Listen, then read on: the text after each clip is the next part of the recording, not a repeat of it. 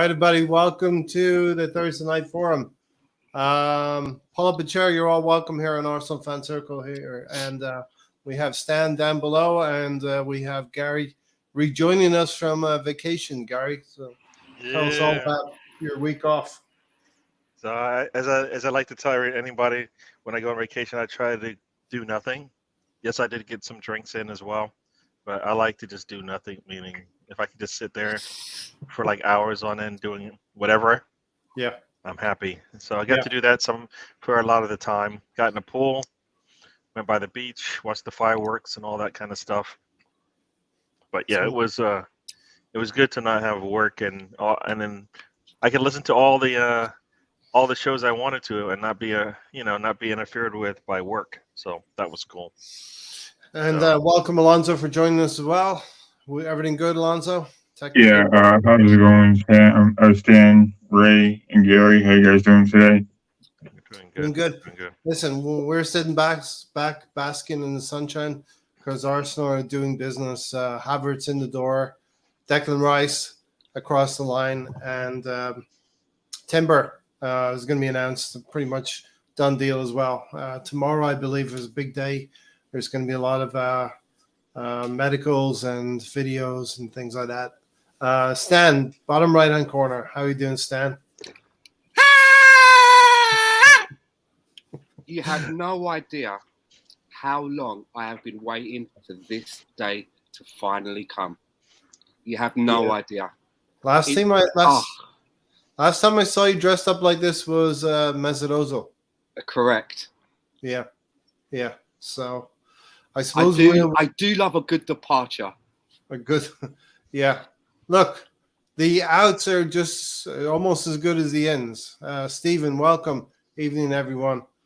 Stoney Baker, MD, Arsenal, cheers. Evening, everyone from BX Gunner. Hello from Alonso. Hello there.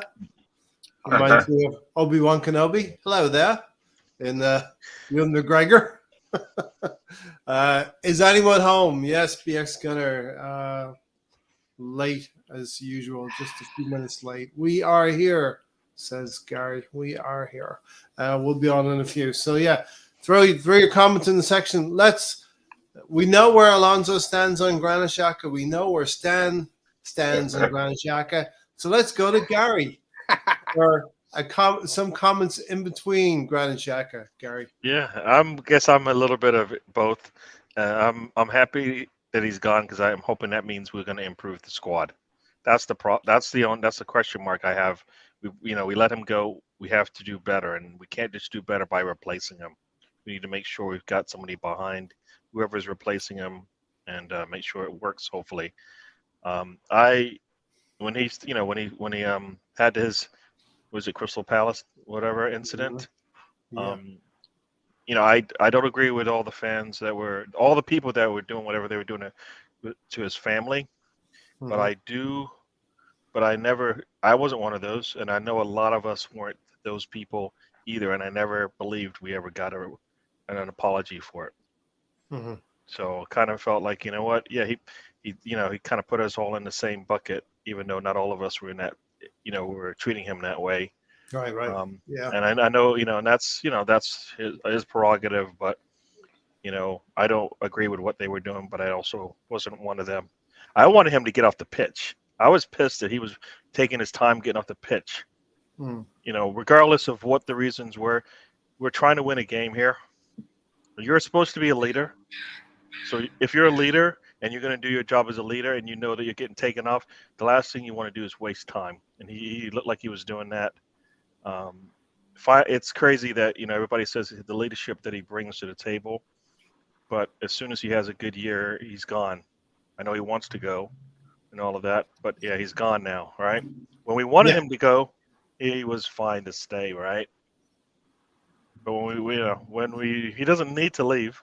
Arsenal would be better off if he didn't as a whole, unless they replace him, but he's gone, right? He wants to go. So he's gone.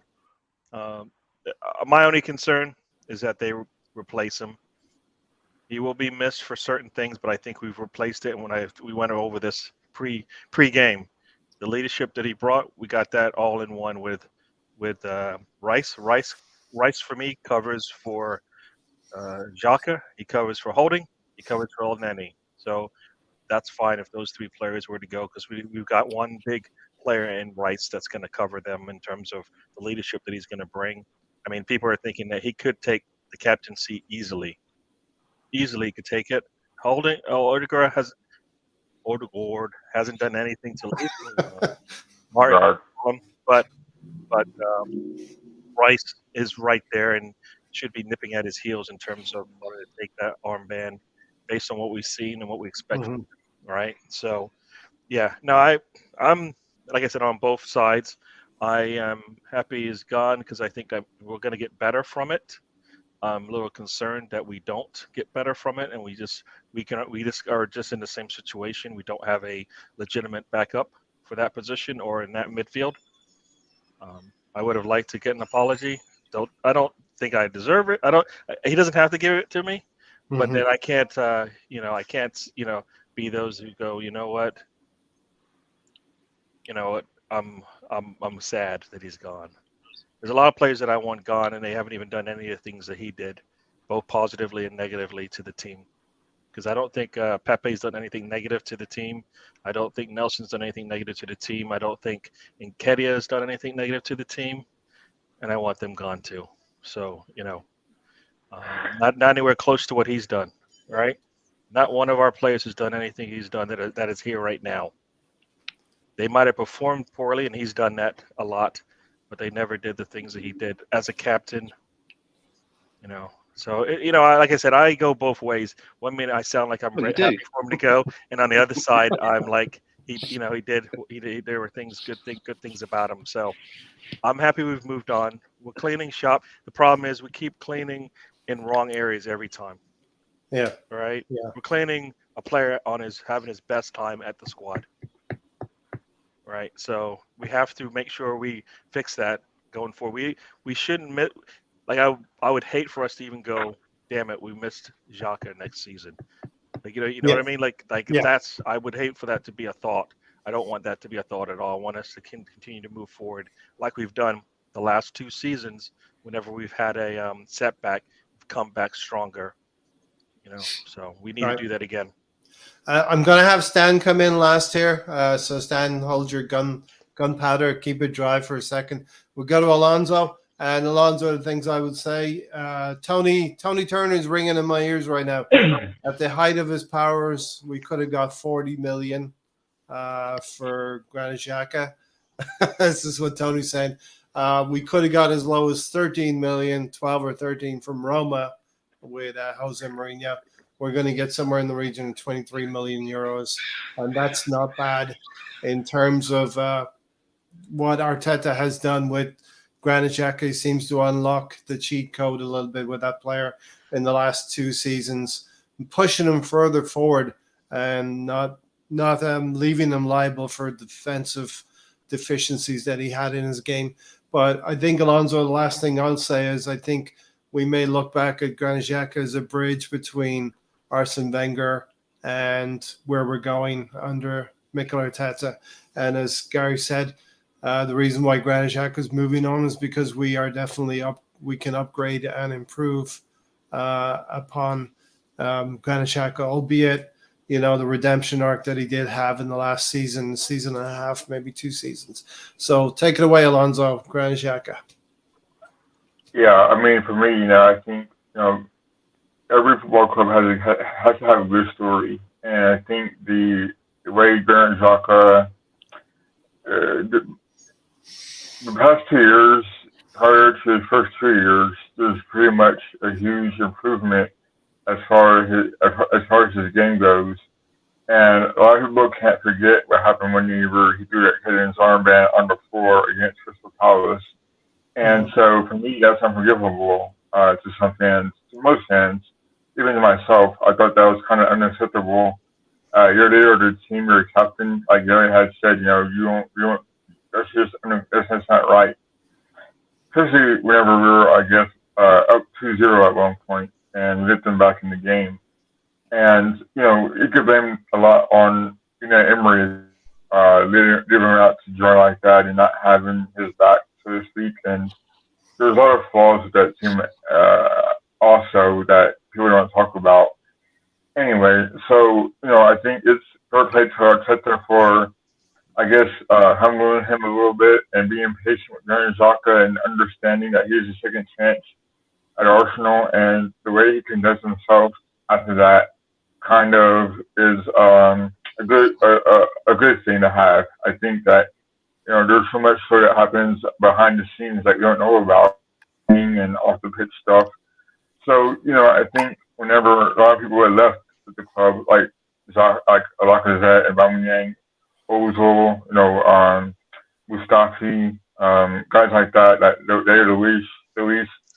There's a lot of people who are problematic, and Granit Xhaka stayed behind, and he weathered the storm, and he fought for his place on the team, and he could have been sold, but Arteta stuck with him, and he fought for him to be on the team, and you saw that the year before that he improved, and this year you saw a different Granit Xhaka.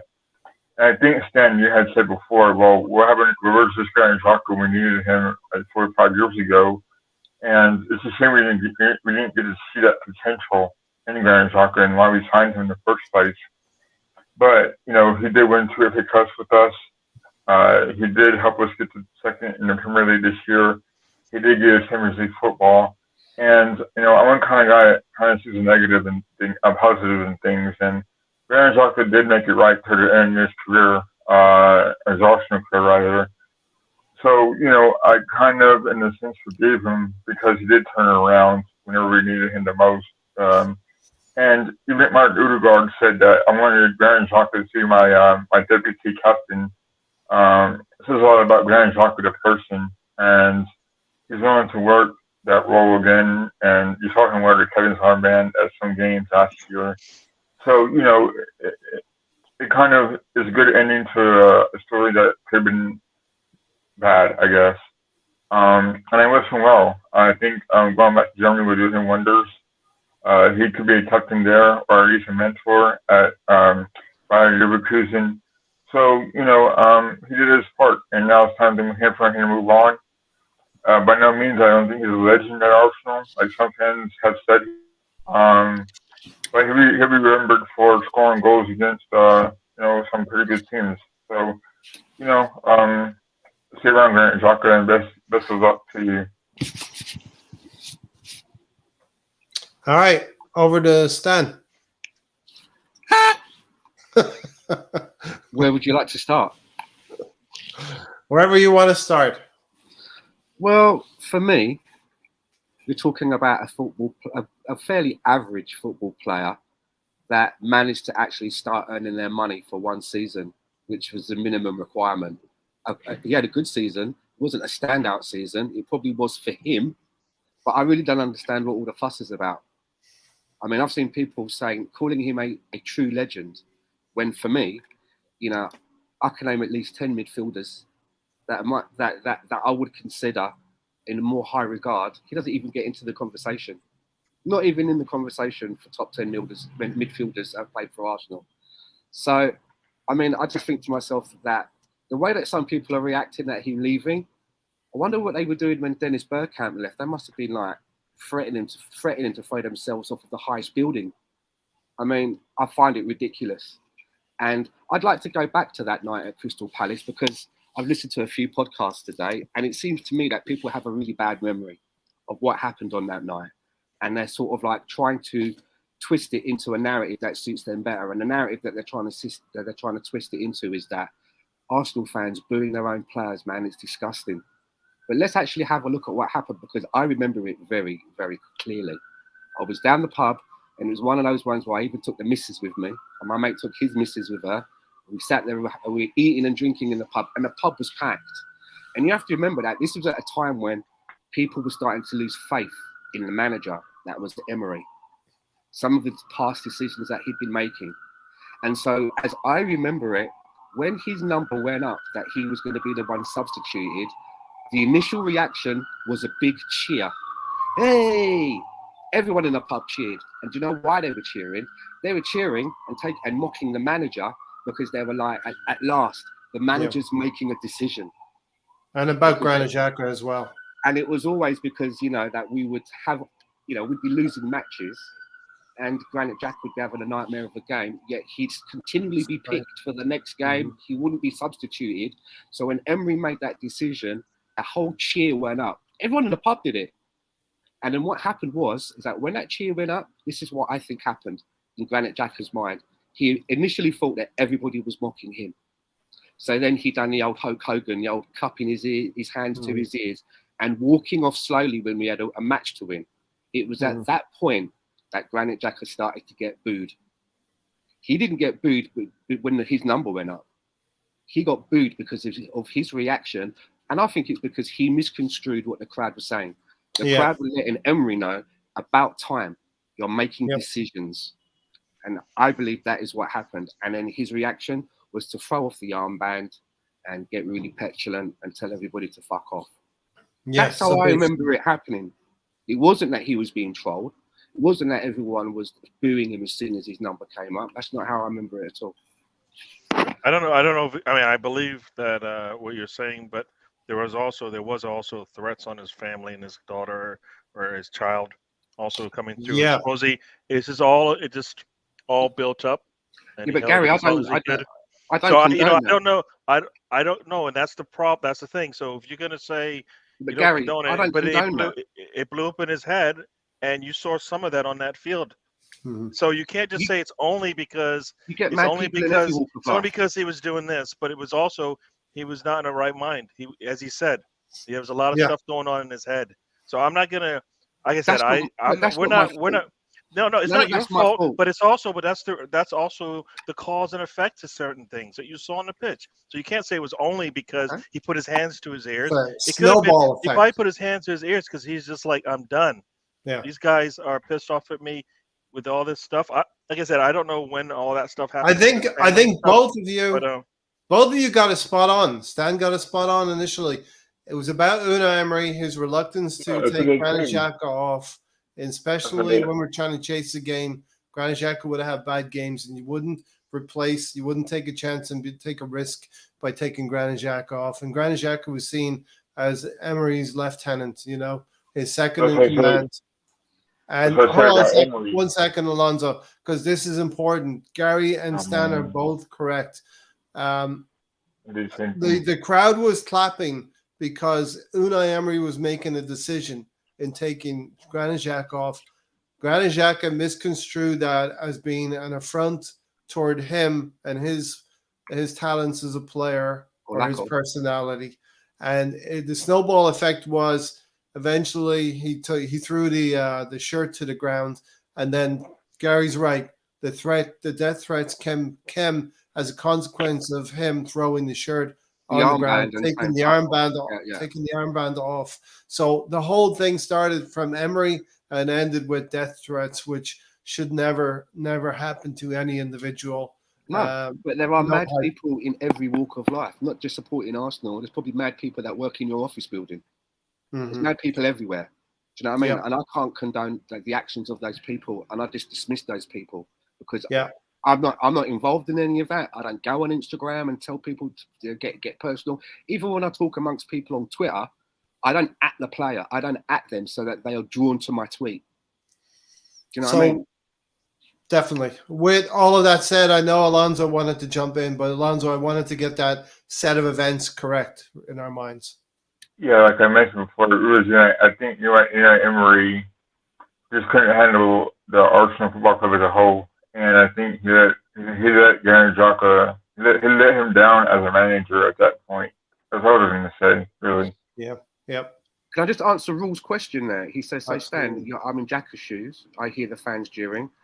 I'm about when I'm being substituted, even all the gossip around you and your family. What would you do? I'd probably react exactly the same. But I wasn't in that situation. Well, I mean, in this situation, I was on the receiving end of it, of Xhaka throwing down the armband and looking up at the TV cameras and saying everyone to fuck off. I'm not saying either one of them is not justified, but they both have. I probably would have done more than Xhaka. And well, that's the thing. And like we're human, and we are emotional, and we do things based on that. So for me, I you know what? For me, I don't that's why I'm kind of like it was all football for me anyways. It was always football for me anyways, and that's the only reason why it was a problem. It's like you said, every game you sit there and you watch everybody else make a mistake and get taken off. Everybody else make a mistake and get taken off. Everybody else make a mistake and get taken off, right? I said that 3 times on purpose. But then there's certain people that don't. You're like, wait a second, what's going on here? This doesn't make any sense. He actually is not the best player on the pitch, right? And he hasn't been this whole time, the 7 years he's been with the team.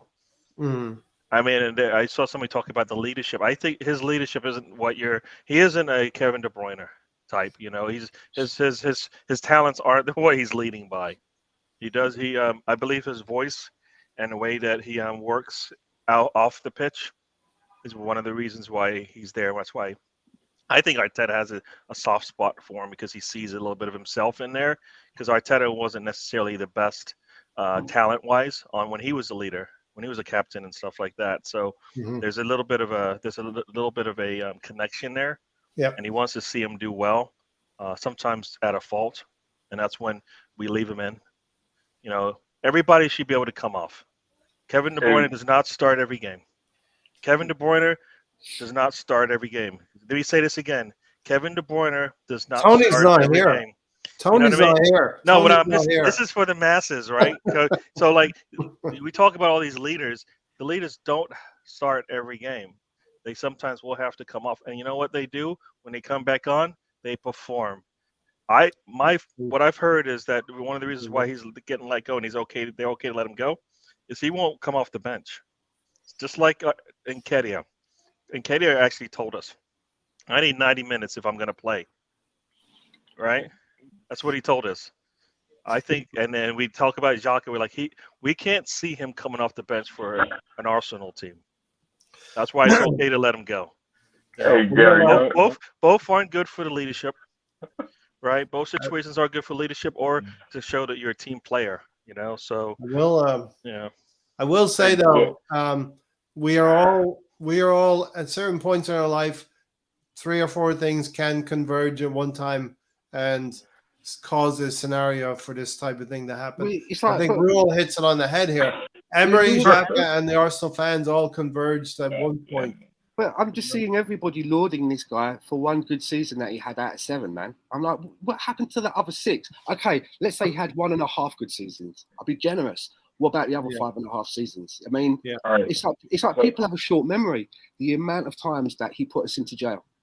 The amount of times that guy put us into jail. Sloppy, ineffective, going in for needless tackles, giving games away, getting straight reds, and then he manages to have an okay season last season, and now he's a legend.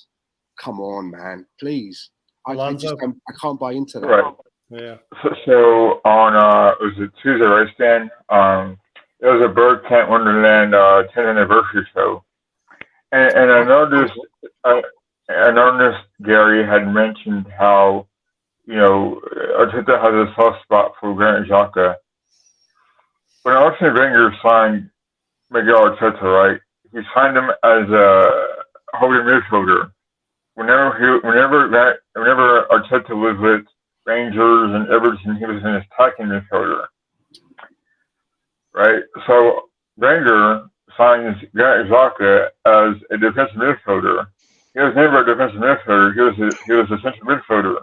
So there's comparisons there with Granit Xhaka and Arteta, which they were forced to play the positions that they weren't really supposed to be playing. I just wanted I found that kind of different and unique about the 2 players. So now we're blaming the great Arsene Wenger. Okay, I'm just adding this all to the list.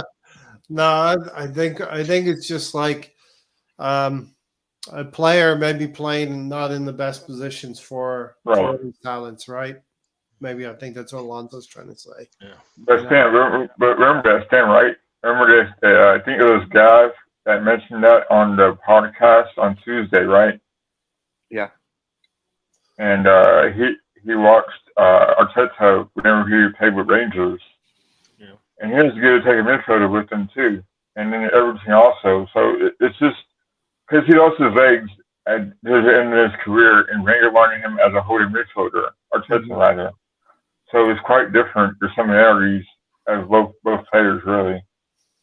Yeah, but it's kind of different because Arteta was mainly more of an attacking midfielder, but as you got older and your legs go, similar to Santi Cazorla, what happens? You go into a deeper position. Yeah. Because you have a good football brain. Whereas Xhaka, he was moved forward because it was basically shit or bust. We needed something in that area, and Mikel Arteta weren't going to use him as a deep line player anymore. And basically said, and Ray said it a million times on his channel, that he said to him, "You're going to have to either play like I want you to play for next season, or I can't use you." Yeah. And we did get a better season out of him, but there were still too many opportunities for me. Like when he'd find himself in the box with the ball at his feet, and then he didn't know whether to shoot or pass. And by the time he'd made that decision, the ball would be taken off of his feet, and then now an attack is starting the other way, and he sat on his ass. Yeah. So what I'm saying is, right, even though he might have had, by his standards, a good season last season, I don't understand why people are crying because we've gone and we've upgraded on the player. Isn't that what it's about? What do you do when you unpack your FIFA and you get your FIFA for the new year? You just stick to the same team. You don't go in and bring in other players to upgrade the team that you have because you want a better team. I don't understand the crime in it. I don't understand where the crime is in this. Yeah. And I think this brings us to a perfect point in the podcast here where we have to realize this is a business now. This Arsenal winning things it's a cutthroat business. And for us to get better means some of the players we actually might like and have a fondness for need to move on for the betterment of the club. I want to point out, the good things, a couple of good things that Granit Xhaka did. He did have a couple of good seasons, but let's not forget the bad seasons and the red cards that he would get. Direct red cards, and man didn't do yellows. I didn't think that the referees would ever forget about him, but he redeemed himself in the last 2 seasons. But it had to be because he was being pushed further away from danger, further away at Anfield in the cup, where he throws his foot up in the air trying to find the ball. Floodlights, and every forward is going to take advantage of that situation, whether it's intended or not. Jota is going to, hold his face and go down in that situation, and you've got a man advantage. Then everyone needs to stop. Stephen said this on the comments on last week as well. Everyone needs to stop thinking he was defensively competent. He was a freaking nightmare his entire career at Arsenal. He didn't play as far up the pitches this season. He cost us at least 3 goals. I think every player is going to cost you 3 goals, but if Havertz is going to play in that position, I feel that's why I am concerned. Yeah, right. Because if that's the answer, then damn. I mean, let me say it again. Damn. One more time. We shall see, though, right? Damn. No, I mean, if we're going to go by what we just saw for the last 7 years with Xhaka, the last 3 years, Kai Havertz, does that give anybody any semblance of comfort? I think you get a fresh environment. I'll go by what I see, and did I see any improvement towards the end of that season when we played them? The way you went, I could see it coming through. No. It's just been a bad year. No, it's been consistent for 3 years. So I go by what I see. And if he's going to make a big turnaround, cool. I don't see it too often from the end of the season to the start. Because the same thing we said about Nketiah, right? He finished off the season strong. Are we going to see that in the next season when the season starts up? Did we see it? Nah, we didn't. No. We didn't see it. We didn't see the improvement we were expecting to see. He was forced into the lineup, and that's when he did show up. But nah, he didn't prove. He didn't show that. You know what? I deserve this title. I deserve the shirt. I deserve this salary. I deserve this contract. I'm going to get minutes on this pitch, right? He didn't do that. The only reason why we saw him when we did is because Jesus went out injured, right? And when we did see him play in the Europa League against lesser talented teams than Premier League, we didn't see it. And so I go by what I see. Mm-hmm. I want Kai Havertz to do well because he's going to put on that red shirt. Hopefully you're going to see some good There's things. nothing in the last 3 years where I go, it's just a team. It wasn't a team for all whatever 90 games he played. It can't be, right? Yeah. Listen, I'm going to use probably get slated for this later in the season. I'm going to use the term Bergkamp. He didn't look like the player that he was at Arsenal when he was at Inter Milan. I'm going to use the name of Thierry Henry. He didn't look like the player at where was he, Juventus, when he came to Arsenal. But were they considered I put myself poor, up there were now they considered to remember players? this. Were they considered poor players like Havertz is when they came to Arsenal? I don't know because I don't remember that time. But Thierry when Henry the way people look at Kai Havertz right now, you're saying Bergkamp and Henry came into Arsenal, and people were saying, like they would like, oh, that's Henry-esque, that's Bergkamp-esque when they came to Arsenal. Is that kind of what you're saying? The newspaper slaughtered Dennis Bergkamp when he came. I don't know if we're going to be saying that's. They slaughtered him because he didn't score for, was it 8 games in that, and they absolutely slaughtered Dennis Bergkamp. Yeah. No, but what I'm saying is when you look at Kai Havertz now and you think of Bergkamp then, do you go, yeah, they're about the same. They're about the same quality of player coming into Arsenal. We don't know what we're going to get out of them. Yeah, I mean, in general terms, yes, but the comparison, we know what Dennis Bergkamp did. Well, general doesn't know. I'm saying, is it the same? Hindsight's 2020. It's difficult to measure, right? Because there was no social media. We only had 4 stations in England. I knew of Dennis Bergkamp, but I hadn't been able to watch him playing in Italy. But I knew of him from Ajax, and I knew his reputation, and I was very excited. But I knew that he was coming in off of a bad stint at his previous club, where, for various reasons, he did not hit the ground running or lived up to the reputation that he went there with from Ajax. So I knew that, and then he came to Arsenal, and he was getting slaughtered, wasn't he? Yeah. At the beginning. This will be a test for Arteta because often has he brought in a player who hasn't been trending upwards.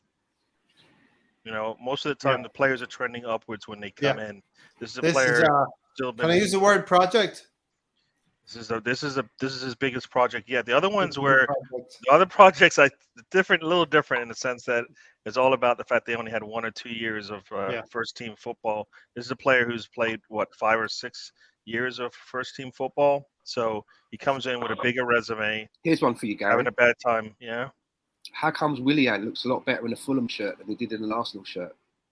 Do you know what I mean? And you would say that, we think that this manager has maybe a better skill set, but yet he was unable to really get a big tune out of Willian, and he's gone to another environment, and he seems to be. I've seen some Willian last season. He looked really good. I think we used him incorrectly, and Arteta. Hopefully, that was. You mean like Chelsea were using Havertz incorrectly? No, I mean you see where I'm coming from? No. But when we brought in William, I thought it was to help Pepe get into into a groove there and maybe figure out how to play that position is what I thought it was going to be. Yeah. That's what I thought, and I think a lot of people may have thought that as well, but I thought that was why he was coming in. We saw in the first game. Think about it. That first game looked really good, right? Like Never saw it again. Cedric scored at this debut. No. But William had a good first game, and then he played for like every other game. It seemed every game after that, and you're like, wait. And in the last game of the season, he scores, and Arteta puts his hand in, his head in his hands, and you're like, I don't know if that was just it was just coincidental, but. You know what I mean? So I do think that Havertz is a big gamble for the money that we've paid for him, and obviously the salary that he's being put on is a gamble, and it could end up like a Willian or a Nicola Pepe, or it could be the other end of the scale with his successes and maybe be a Ramsdale or Ben White. It is a gamble, and I really hope that we haven't. It would be an expensive gamble, wouldn't it? Very expensive gamble. So I'm praying that it works out.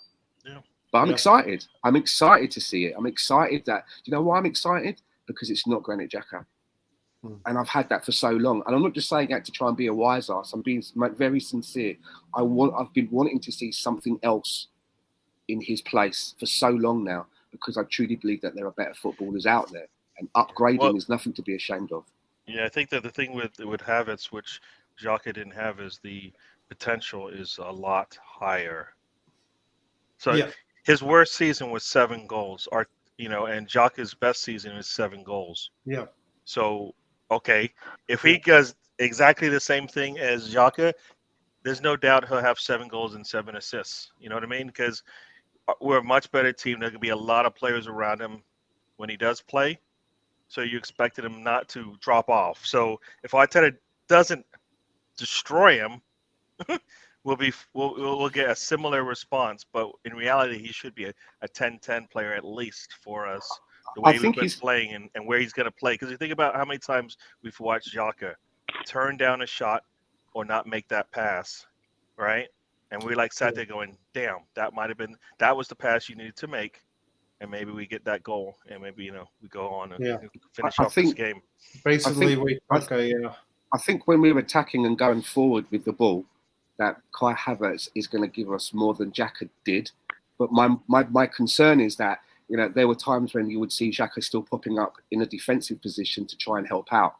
I wonder whether Kai Havertz has the will, as well as the nous, to actually help out in those situations, because I've not watched him a lot. Maybe he has that. If he has that to his game as well, then we should be okay. But if he's going to leave us spare and not come back and do some of that dirty work, then that's going to hurt us.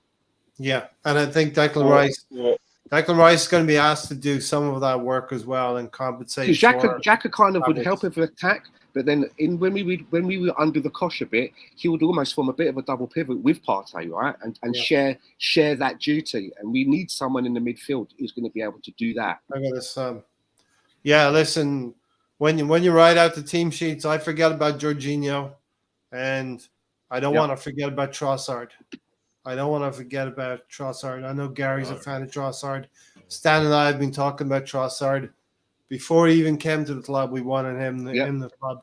But now it's up to Mikel Arteta to start using players like Trossard, players like Jorginho, even Kieran Tierney if he's going to be in the side. Whoever's going to be here, they've got to get a decent share of minutes. Teabag, 35 million. Fabio Vieira he's already a risk as it is. Did he even get to finish? Did he actually get to finish the summer football that he started? Big season for him, man. So no, but he's already behind the 8 ball. He's already behind. He couldn't finish the summer football that he started. So last summer? No, this summer he had to leave because of injury. So for me, he's not any better than he was for us. He's recovering from an injury right now. Mm-hmm. Right? He could end up being the biggest bust, couldn't he? Under Arteta. No, that might be the worst one. The worst one over 25 mil. It's probably going to be him right now because we can't get him on the pitch. I mean, he's got talent in there, but just like a lot of our players, if they are on the bench or they're up on the table with the physio, they can't. They're not performing, right? So, I don't want to see Arteta give up on him. I don't want to see Arteta fry him out on loan because I don't think that's the right move for him. I really would be so impressed if Mikel Arteta unlocks him and we see that the guy's true potential, because he did come in with a good stats, right? He was the highest assister in the Portuguese league. We paid good money, as Gary said. It's not like a 20 million, 17 million deal. It's 35 million. It has to work out. Has to work out. Yeah, when you think about the title of this podcast, Great Expectations, and that's the expectations now we're going to need Dickens. from Fabio Vieira, Charles Dickens, Teabag, all of these players. We are expecting them to live up to a certain standard. Alonso, what are your thoughts this season coming up? Great expectations from the players' perspective, from the fans. They're going to want to see a trophy at the end of the season, which I don't think is unreasonable. And from the management, Mikel Arteta is going to expect certain things from the players as well, Alonso. Yeah, but it's kind of interesting to see what kind of players can pair these nuts and run with it. I think I look back and think about Emil's role and how Arteta's probably going to use him more so than he has in prior years because he's been hurt last year. And I think I read something where maybe Arteta is using Emil's role as the way he used Martinelli whenever he was out hurt the year before that. So, I still think Emil's role has a good future with Arsenal. I think he's far ahead of Vieira, aka T-Bag, and his development. I think that it's all there for Emil's role to shine. And he's done so with the Euros, the U21s in the Euro tournament.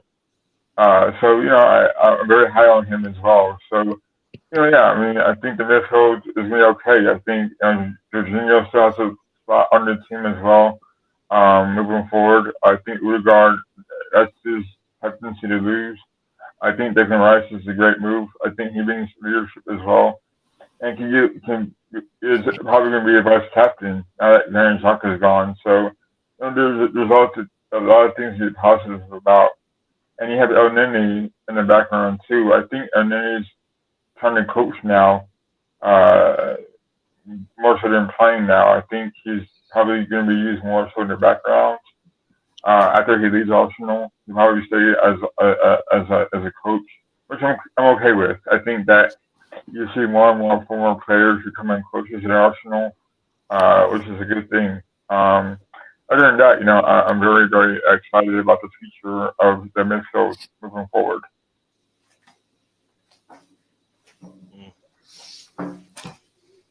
I missed which player did you say you think is going to go into coaching? Nene. Oh. El Neni. His badges, I think he started the whatever it is you do. Yeah. Iconoclast has a question here. Kai is a massive. I was actually asking the first one he asked. Wow. Okay. Like in 919. What about Trossard?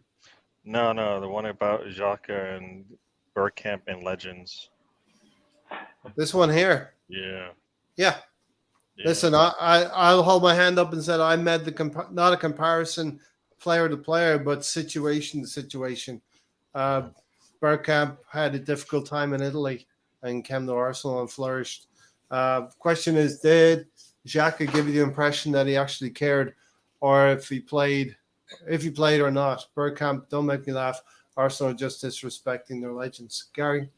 Yeah, I don't know about the disrespecting part. I think we talked poorly on Ramsdale before he got here because nobody could believe why we're bringing in this goalkeeper, and he showed us why he was brought here, and that's probably the first sign. And when you kind of look at the recruiting and the scouting for the team and went, maybe they know what they're doing.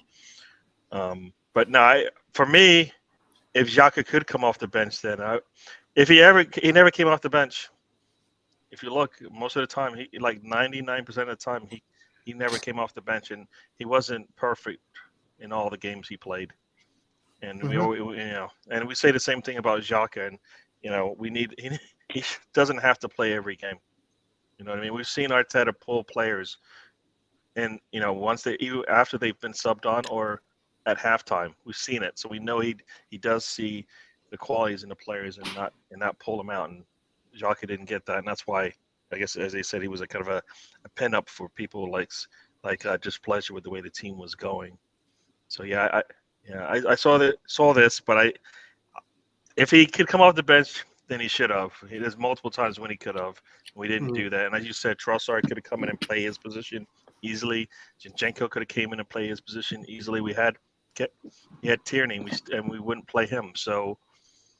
It is a question I would like. I would like to know the answer because it would make because now then I would understand what's going through the minds of the managers. So, just my 2 cents there. Stan Alonso, you want to jump into that one? Yeah. The question from Iconoclast. Stan, do you mind, or do you want to take it? Go on. Yeah. So what Gary had said about Zinchenko. One thing I have a problem with Zinchenko is the style of play, and I think the system that we play benefits Zinchenko more so does Tierney, which is to me kind of I don't know. I don't favor Zinchenko, and I don't quite understand what the hype is about him. I think all the pundits, as they say, favor him as well. And I saw something actually that said, Zinchenko, when he's off the team, the team seems to do worse than actually done good.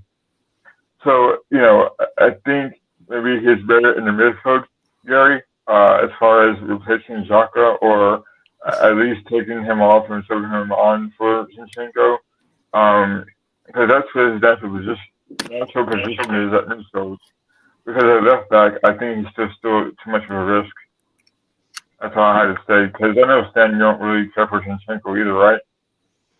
Well, I'm just not Likes to completely. defend.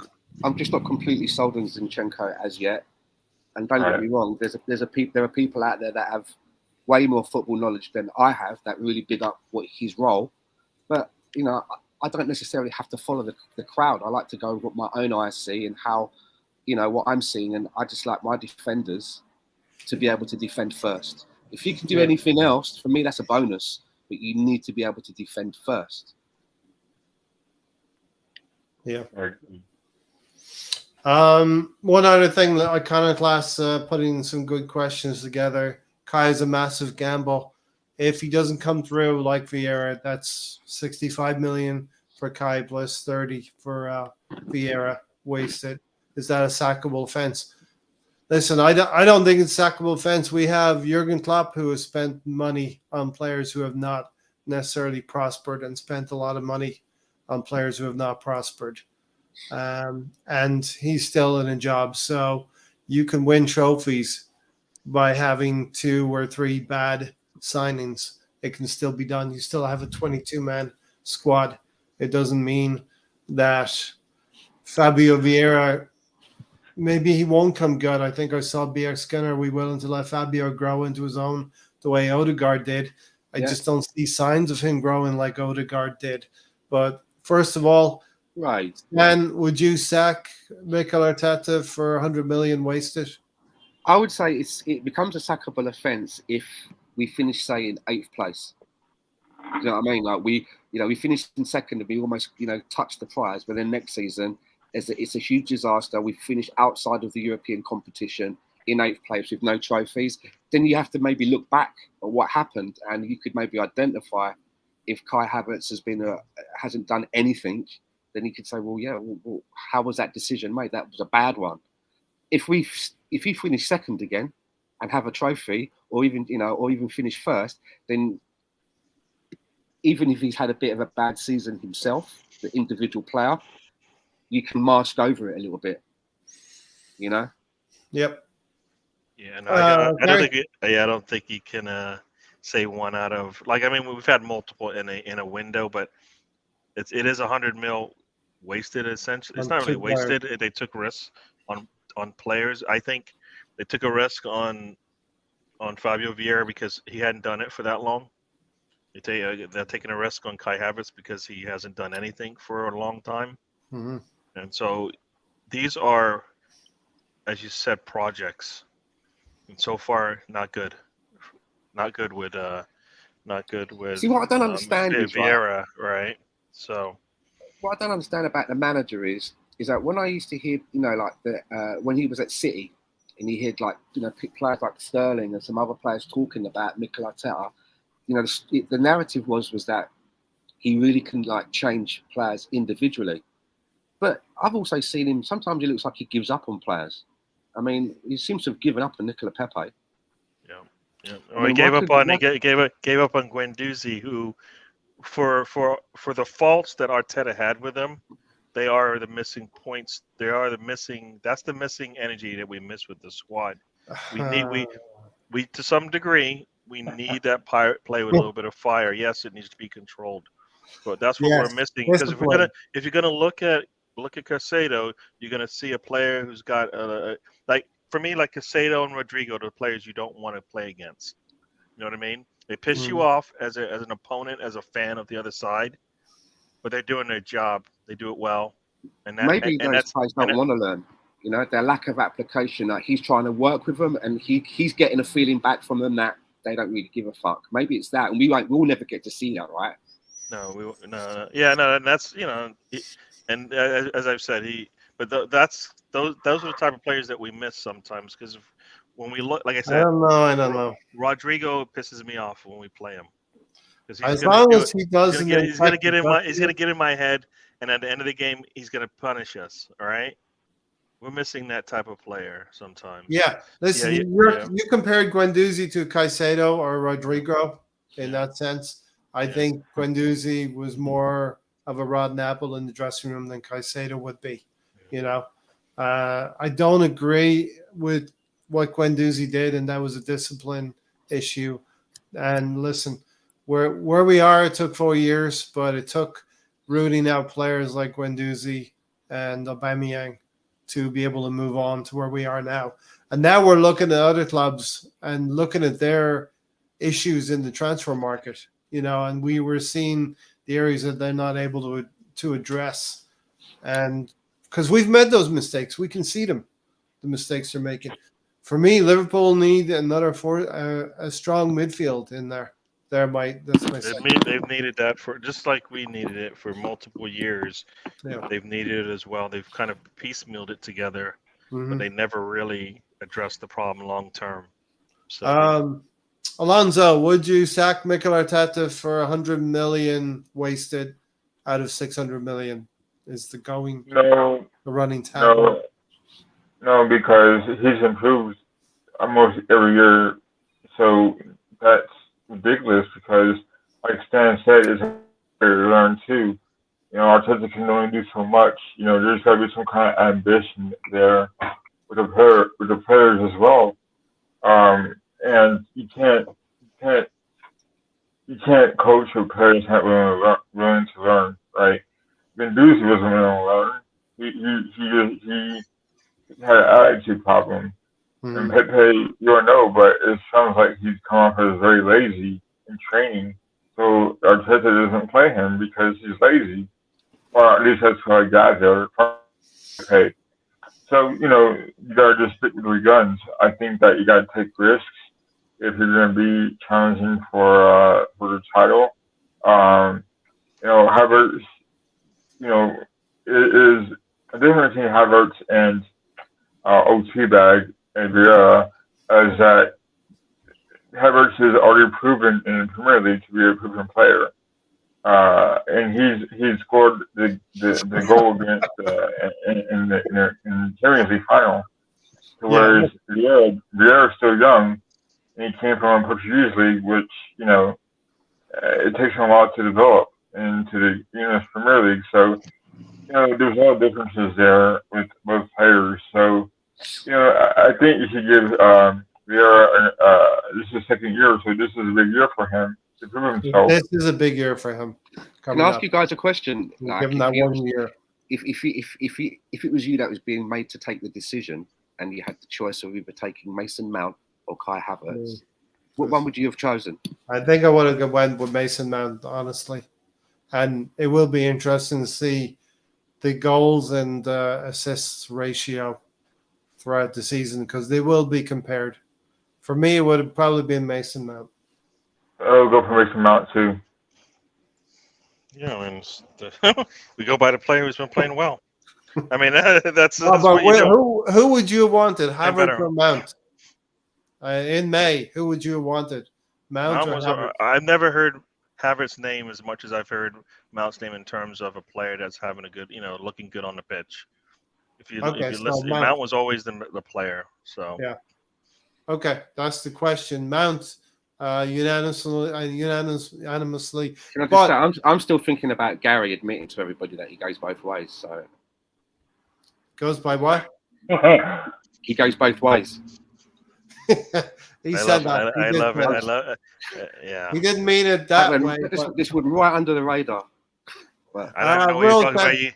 That's already been erased from the video, so don't worry about it, Stan. Yeah. You will not find it. The mods took care of it. I think Arteta needs to get over Pep and Klopp still and all both managers. Definitely Pep. That yes, I'm with. You know what? I'm with that one for sure. Because think about it. We finally got a win on Liverpool. Yay! Then we turn around and give them points. Right? We have to go into those games thinking we're going to win, not hoping we're going to win, not like maybe we'll win, like maybe we'll compete. No, we need to go in there, and I said this to you, right? Going into the way that the season was going to end, we have to win those 3 games going into the City game for me to feel like we have something. You wanted 10. No, we need to just to take it like this. Those 4 games. One of the ending with the City, we needed to win the 3 going in. We needed to show that our form was not lost. We needed to show that we could play for 90 minutes. We didn't do that, right? Yeah. So when we go into the City match, worst form of our season, because we Bottom dropped line. 6 points in 3 matches at that point. Think about it. 6 points dropped. Not we were able to get 3 points. No, we 2 dropped defeats. we dropped 6 points Yeah. in 3 matches leading up to a City match. Yeah. You're not going in with good form. You're mentally a little drained. Physically, we had to put all of our eggs in one basket just to get a point from Southampton. And then we're going to play City on the road, right? And they're moving. We need to go into that game with better confidence. We did not. And as some people said, maybe we were looking ahead, and that's where Arteta missed, right? That's where he missed. He's looking ahead to a City match that he was not prepared to go into. Yeah. That's what it looked like. Stephen, Ray, don't shake your head. We needed Guendouzi desperately last season. I just happened to be on the other side of the fence there, Stephen. Yeah. And that's fine. That's what we have, a podcast. We have a community, and we don't know. Oh, I thought you were talking about me shaking my head, because I was shaking my head because Kai Havertz. Chelsea fans are laughing.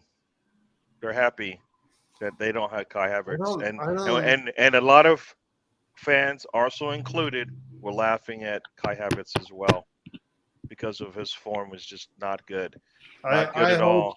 So the fact that we bring him in is like, oh my gosh, now we have someone. We're gonna have to cheer for him. We're gonna have to expect him to do something he hasn't done in the last 3 years, which is be consistently, good on the pitch. It's gonna be. He's gonna have a lot of good players around him.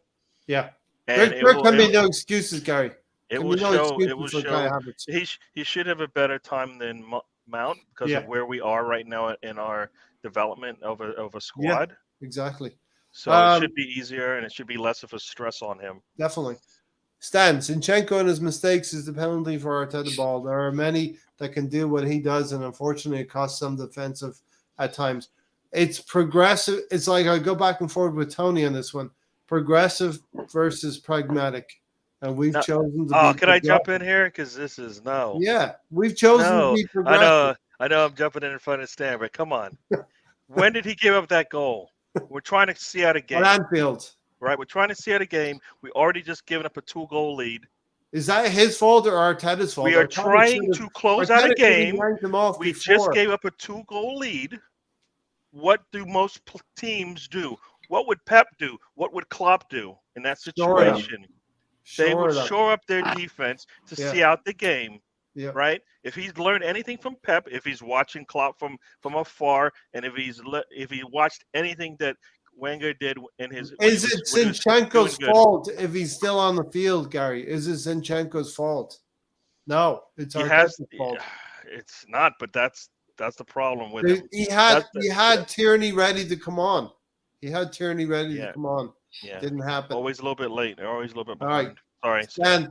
Tap on Gary's back and get in front of the line again. See, basically, what I get what Misfit's saying here, and I know that what's the phrase? High risk, high reward is kind of how we're playing at the moment. Yes, but do you know what I mean? I'm getting on in years. My heart can't take it. There's too many times where we kick off, and it's like the other team have scored, and you're like, fuck, now we've got to chase, and we've been getting ourselves out of it. But I want to see an improvement where next season that doesn't happen. That's where we kick off and we score. We take games and we control the game for longer periods of time. I mean, the amount of times we seem to be coming back from behind last season, and we always invariably did, and that's great. But there's only so many. I think sometimes it's not going to work. It's not going to work. You need to be out ahead and make the most of it and take games by the scruff. So for me, I mean, I always wonder about, why have we never, if Zinchenko is this inverted fullback that can play in the midfield because he's a midfielder, why has there never been anything about him playing in Xhaka's role? Why was there never any change around where we had Tierney come on, Xhaka come off, and Zinchenko move into the midfield? The reason that midfielders playing, defenders don't play in midfield, and I've said it before, is because they're shit on the ball. That's why they're playing defence. If they're any good on the ball, they'd be playing in the midfield. And I heard that comment from, I think it was Ali McCoist, or another footballer. So it's not just me saying that. That's you get put in defence because you're not good on the ball. Yeah. So like when people say, what's the other one? Benjamin White can play in midfield. It's a little bit like when we used to say about Cole Jenkinson can play there, or Callum Chambers can play there, or David Luiz can play there. David O'Leary. You never see it happen. Mm-hmm. You never see it happen. They do it maybe at other clubs, but we don't do it because we know that they're not going to be good enough on the ball, and that's why they're defenders. Definitely. BX said we'll have a good time at set piece and headers. We got Saliba, we got Gabriel Magalhaes, we got Kai Havertz, we got quite a Declan Rice might even be able to chip in as well. Who should we go for next? I'd love to go for Lavia from Southampton next. Anyone want to throw a name in there? It still dependent if Partey is staying or not. Yes. Well, I'd love to go get that player, even if Partey's staying. You know. No. If Partey's going, I think you need something a little bit more solid. Mm-hmm. That's why I say that. If Partey's staying, definitely Lavia would be perfect to bring in. But I don't know what if Partey's staying or not, and why he was once out. But yeah, no, that's the concern. I just we finally have a starting 11, and right now we're talking about dropping our most vulnerable position on the field, right? You have to bring 2 new people into the midfield and hope we don't drop. When in reality, what we want, new midfield, if you will. What if we want something better? We want players pushing those players off to the bench, not just replacing them, right? And asking, I know Rice is not the same as Partey, so you're going to get different things. Is that going to work? See, here's the thing for me, right, with Thomas Partey.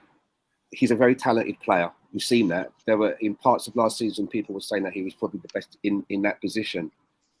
And in spite of his loss of form, I would like to keep him. But I feel that, you know what I mean, we've got ears, the management have got ears, and the board have got ears. And Thomas Partey is getting pelters from the opposition crowd when he plays. And I think that everybody can hear it. And if I was the manager, I got up feeling that Mikel Arteta has sat down and said, look, I think it's best for you. In order for you to revive your career, you need to do it outside of England. Yeah. This isn't going to go away. This noise that you're hearing. And I think it's that noise that helped in that loss of form. There's only so much maybe a person can take. And I think that would probably be the best choice for all parties, for him to go to another country and try to revive his career. But I think he's a very talented player. And had there not been this other distraction, I would love to keep him.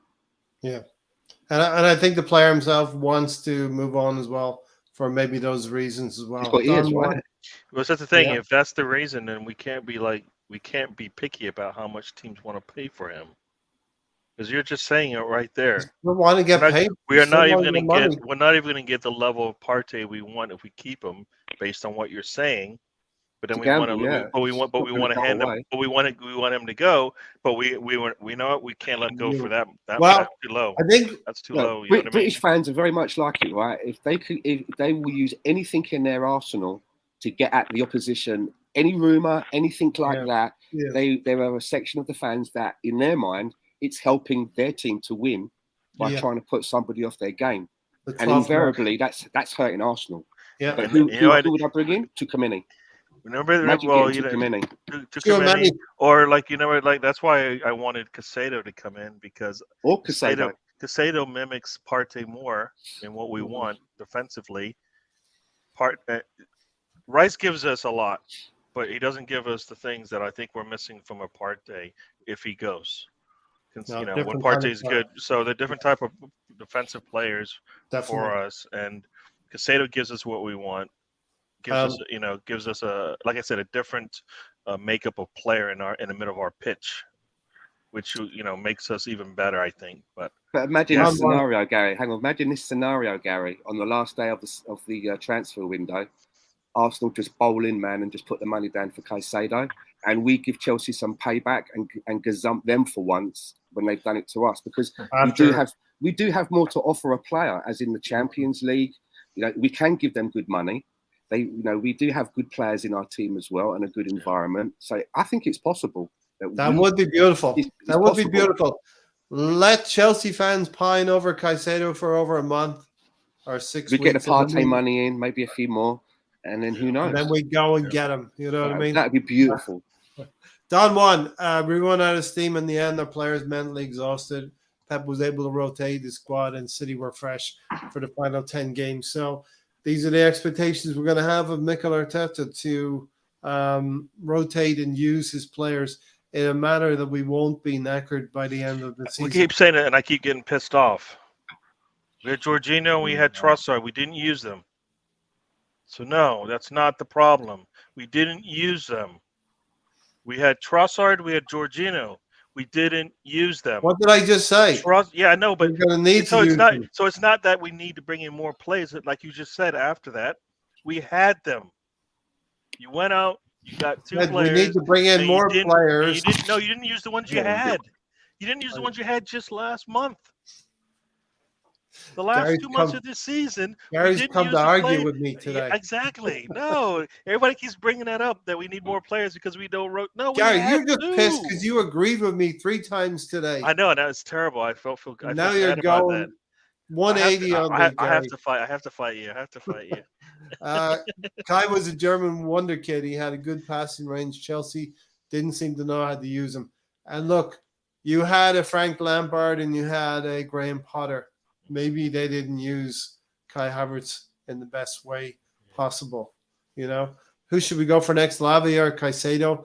Tchouaméni is another one. Here's my dilemma. Okay, Champions League, we want to maybe win that in the next 3 to 5 years. If Mbappe goes to Real Madrid, that probably makes it makes it a little bit more difficult. But if some Mbappe people think goes it doesn't to make Real it Madrid, difficult. Some people make it actually easier to get a player from Real Madrid. No, but we can't win. We won't win the Champions League if Mbappe goes to Real Madrid. It's going to be hard to beat them anyways, right? But if he's with PSG, it's going to be easier to beat him. Yeah, but we want to be able to be solid in everything we do next season. But I would like that Tchouaméni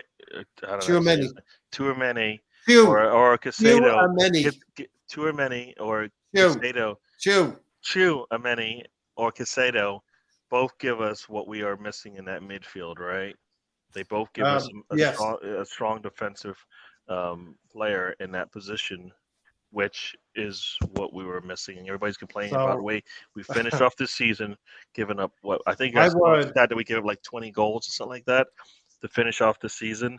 Yeah. And for 3/4 of it, we only gave up 20 goals. So something crazy like that. But the dream would be Tchouaméni. Second to that would be Caicedo, gazumping Chelsea.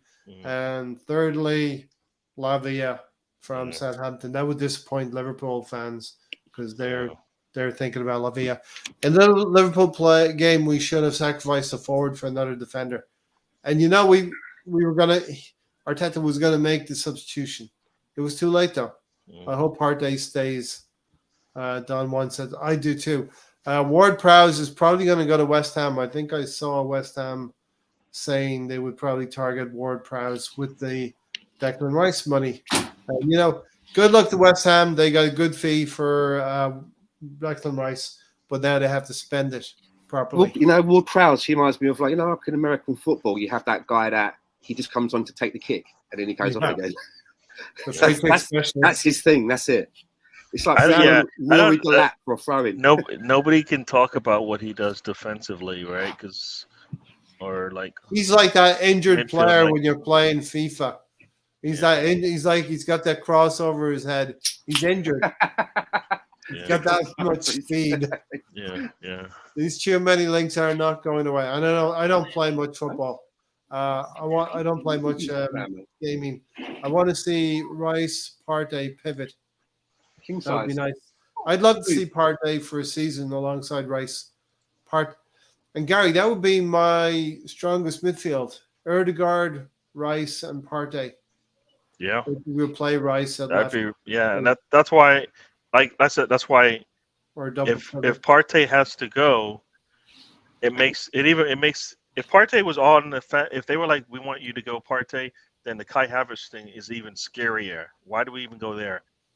It sounded crazy, right? When we were like talking about get Rice and Caicedo, right?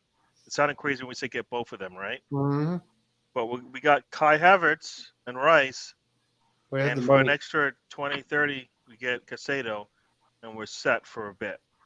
All right. Yeah. The weird thing about Partey, though, it sounds like it doesn't sound like he's the one that's edging to leave. I keep seeing things where he's like, the story is, I wanted to come to Arsenal to get him into the Champions League, and now I want to play in it. It seems like the club are kind of like going, is anybody interested? Does anybody want to take Thomas Partey? Yeah. That's how I'm feeling about it. And, Granit Xhaka wanted to get us to the Champions League as well. Now he's moved on. Yeah, but Granit Xhaka's like Moses, isn't it? Moses, he led the people to the promised land, but he wasn't allowed to enter when they got there due to past transgressions. Bada bum. That's your Bible session would stand. There you go, mate. I know my scripture. I want to say Rice learn. I don't know what we should. Yeah, I know I'm definitely not in the place to say anything about the Bible and everything, all of its teachings. So I don't know. Stan, you're a better man than I am. Sorry. All I will say is Gary and I were talking about this a moment ago. Tchouaméni is not coming to Arsenal. Just said I kicked your ass. Sorry. Tchouaméni's not coming to Arsenal. He only signed for Real Madrid last year for 85 million. But he hasn't played very much, right? Caveat with this one, because I know he's only been there a year. Cost them about 80 million. This is euros, but they went and bought in that Bellingham in it for 150. So they need to offset, and it could mean that Tchouaméni his minutes are going to be even more reduced. So maybe there's an opportunity to get him on loan with option to buy. The other possibility is Mbappe being sold by PSG to Real Madrid. Right, you're getting giddy now. No, Mbappe goes from Paris to Madrid, and Real Madrid need to balance the books. The books, and Arsenal will pay for Tchouaméni. That's how Tchouaméni could get to London. I mean, he started 9 games last year. Not a lot. He's not a staple in their lineup, right? You better believe if Mbappe could come to Real Madrid, they would be open to letting Tchouaméni leave. Yeah. See what's happening with Mbappe, right? He seems really greedy to me, right? Because he's told PSG, I'm quite happy to play out to the end of my contract, knowing full well then that he gets to leave for free to wherever he wants. Or you can sell me. You can sell me now. You can sell me if you want, but I still want you to pay me for next season. So how can, do you know what I mean? And Real Madrid are saying, well, we can't afford to do both, mate. We can't afford to pay them 200 and whatever it is and give you 150 million for your salary. But you know what? They're losing that money anyways. Think about it. Basically what you just said, right? They're losing 150 anyways, or they're losing the best player that they could ever have. Somehow they're gonna the money. Like if I don't know if it might be skewed more to the player, but they are losing a lot of money either way. However they do this, right? Exactly. It's in a corner, isn't it? Because obviously, if he goes to the end if he fulfills his contract, he's done his job. Happy days. Yep. They don't get nothing. And if you've got Kylian Mbappe on your books, you want to get some money, but you're gonna give him 150 million as well. Then it doesn't make sense. I would actually say, you know what? You're staying to the end of your contract. Fuck it. That's what I'm saying. They're going to lose anyways. They're going to lose that 150 anyways. And he knows it. Yeah. They're losing that 150 anyways. Either they're giving it to either they get their contract out. I would. Either they're receiving it and they lose the player, or it just gets and it's burnt and it's gone. See? And like that, it's gone, kind of thing. If he was happy to go now. If he's happy to go now and he didn't want his salary for next season, then fine. We'll sell you. You'll go to your club that you want. You'll get some money back. But to say that he wants his salary as well, man, I think that, it's not like he's short of a few bob. I want Tchouaméni, but maybe I don't want Mbappe at Real Madrid, where we would probably face Real Madrid in the Champions League next season. Real have a stacked midfield. I mean, where Mbappe went wrong is he didn't tell Real Madrid what he wanted. Because no way would they have. You think they would have gone after Bellingham the way they did if they knew that Mbappe is like, you know what? I think I want to leave right now. Because that was the talk going into the summer was right. Is Mbappe's got one more year left? Is he going to want to go? And he's no, I'm going to stay. That's what it sounded like. He was going to stay and play out his last season, whatever, and people were thinking maybe he'll extend and all that kind of stuff. Then all of a sudden, Bellingham is done. Wait a second, I want out. And he screwed himself a little bit, right? Because I think Real Madrid would rather have Mbappe than Bellingham at this point, right? Because they're losing. They're losing Benzema, right? So if you can say I'll bring in an Mbappe, then your goals are you don't have to worry about your goals anymore. Yeah. So Real Madrid kind of screwed himself over. I don't understand why. It makes no sense. It doesn't make sense based on the football.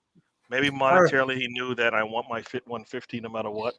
PSG do not want to lose out on that money. Mbappe needs out of PSG. There could be a way for Tchouaméni. Stan and his odd players want to leave Arsenal when they've had their best 3 years. Very odd indeed. I think it's players know when their time is coming to an end. At the Partey doesn't want to leave. I don't think Partey wants to leave. Is that if you're talking about Thomas, as I mentioned, he wants to play Champions League. More like the club are like, is anybody out there that you know? But in one breath, it sounds like he does want to leave. So, who knows what is the exact truth? Mm-hmm. I swear I've heard Partey is one also. Yeah, we don't know he's putting out these stories and what the angle is. You know what I mean? Yeah. To be honest, like I said, the thing that Arsenal and all of us probably would say is we don't need to lose anyone from our starting 11. We just need to improve. If that means they get pushed to the bench, so be it. But we need to improve, meaning the person behind him is way better than what we got right now, or they're better than our starter.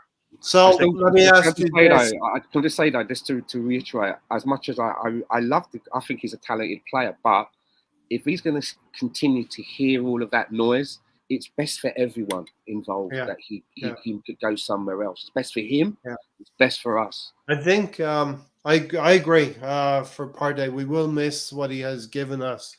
I like him. Midfield play. I think we went through this. Stan and I, everyone else, went through this part. Want to go to Gary? I think I asked Stan this question on one of the last podcasts. Is Timber better than Rob Holding? Gary, I would say potentially yes. Yes.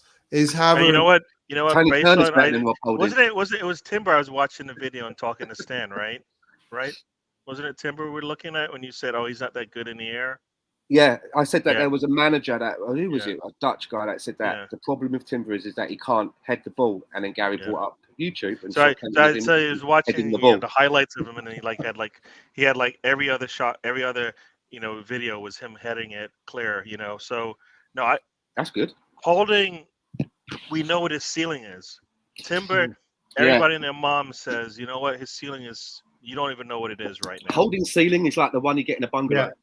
Yeah. And Timber could be here to compete with White and be a very competitive player against Ben White. Yeah. Second part, there's two more questions, Gary. Will Havertz be better than Granit Xhaka in that left 8? I think that is the $1 million question. If I do that, then we don't know. I don't think. I think we've got Trossard.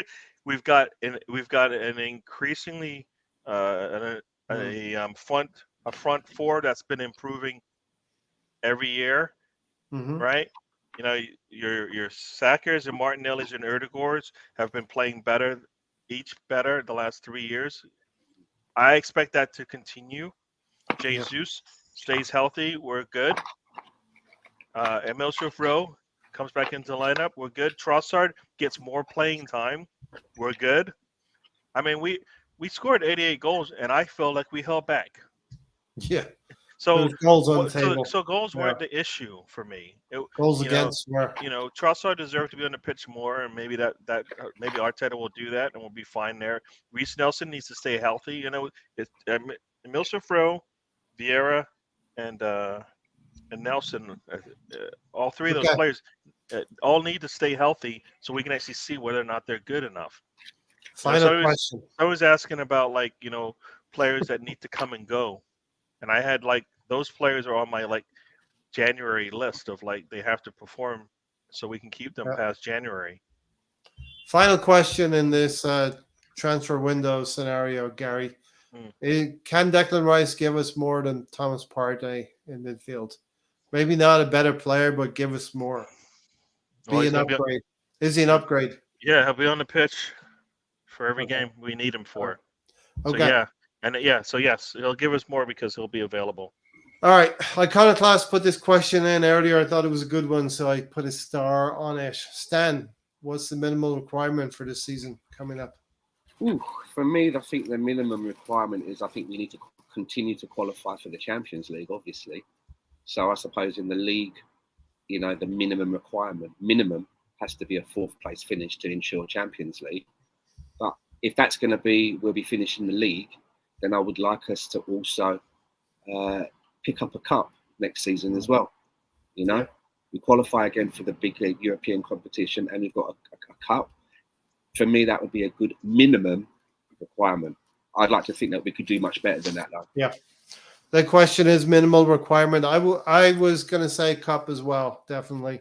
And of course, if we want to keep this Champions League squad going, we need to stamp our ticket and be in the right.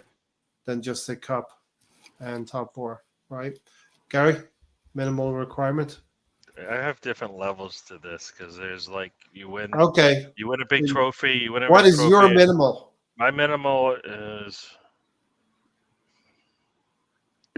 we need to this is where it gets tricky here. So we need to, like I said, we need to probably stay in the top 4 or 5 depending on how we ever qualify, because I can't see us being able to go into the Champions League, perform there, because I would expect us to perform there now, perform in all of the cups, which means we need to go deeper in those, and compete for a league. I can't see us competing on all 4 fronts the way we finished just in the one that we had last season. Why do you think that, though, Gary? Do you not think we'll be a different beast, right? It's a learning experience for Arteta, and he didn't even try it last season.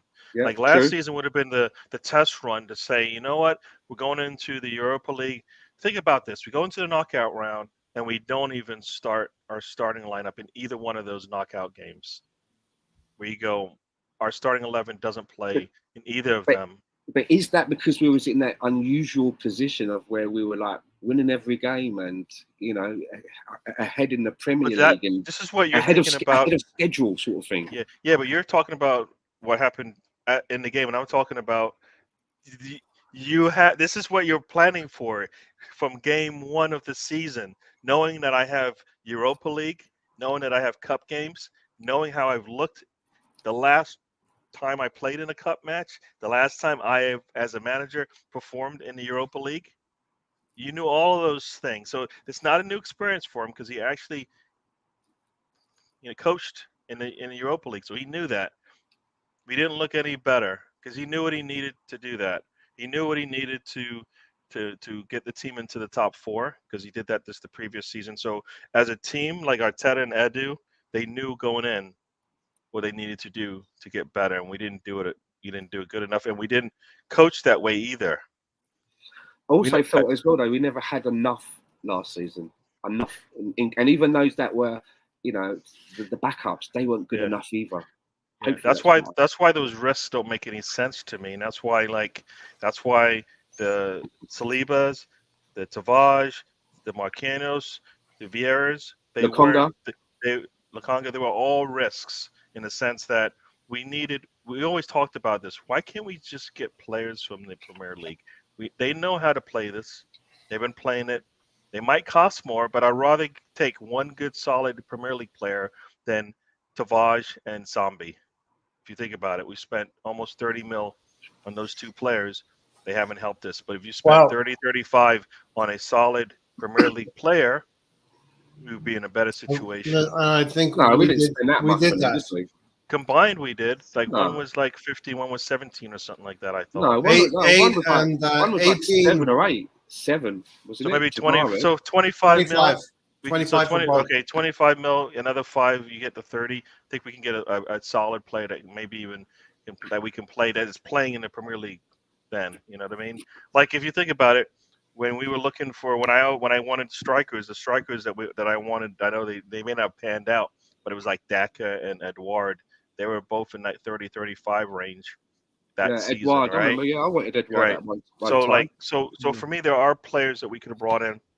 I think with a lot more potential to be better than taking risks on players that hadn't played in the league. That's kind of what I was hoping for there. I don't know if I went off on a tangent on what we're talking about, but yeah. No, that's fine. Yeah. Holding has let us down twice now, 2022, when we lost top four, and last season. It's time to move on. Definitely, it's time to move on from Rob Holding. And Gary, as Gary was saying, there's levels to this. Tavares and Lakanga were kind of projects we hoped that would come good, and they haven't. Now we've gone. And they were punts, weren't they? They were kind of punts, weren't they? You know, there's something there, maybe. But could be something. But no. But we can't take. I would say we should be taking. There's no reason why for us to take those risks. We don't I would need. Say, Ray, I still remember your little face at some of those Tavares performances, though. I was, listen, people don't forget. And I made a Bergkamp and Henry comparison to Kai Havertz, just in terms of good comparison that was, though. That was a good comparison. I will say though, as we told Gary, 25 million for Tavares and Lakanga together.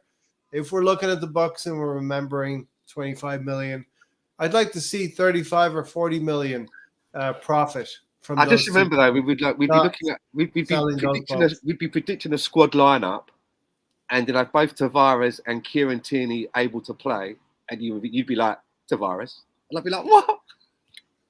I did that. That was me. That was me. But I'd like to think I'm learning.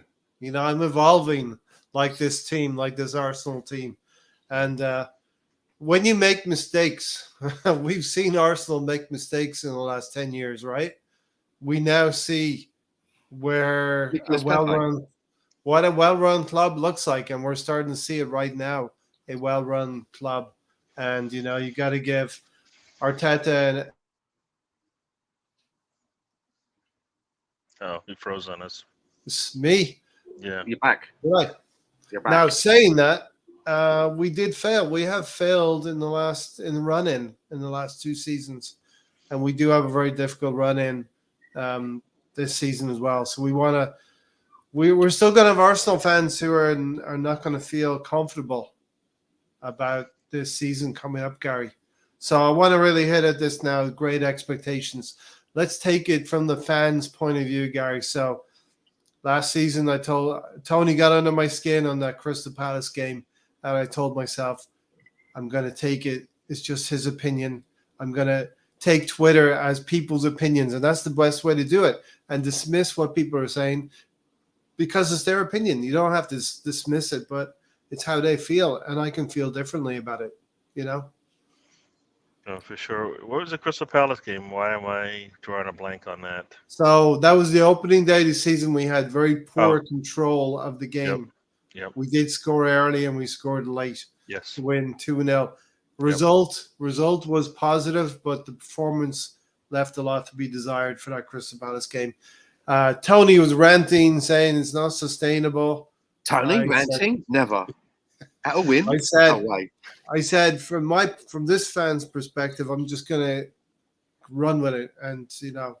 Yeah, I mean, it was caught up in other people's opinions. You know? I think for me that game that game was Ben White as a right back, and like I'm scared of Zaha. Yeah. I know he had him in. You know, many will say he had him in his pocket, but there were like little gaps where he did get in. And Saliba was there to clean it up. They were attacking that side. You could see. I forgot the name of the defensive player for Crystal Palace, but he was just picking on that side, knowing that he could get at least a run from Zaha there. But we had it covered, and it was for me a little tense there. And it was like, is Ben White the right person there? But Saliba was definitely the right person behind him, and definitely cleaned up a lot of the threats that came through. So for me, it was like, we're fine there, but is Ben White still the man? I think Saliba made Ben White's life a lot easier there.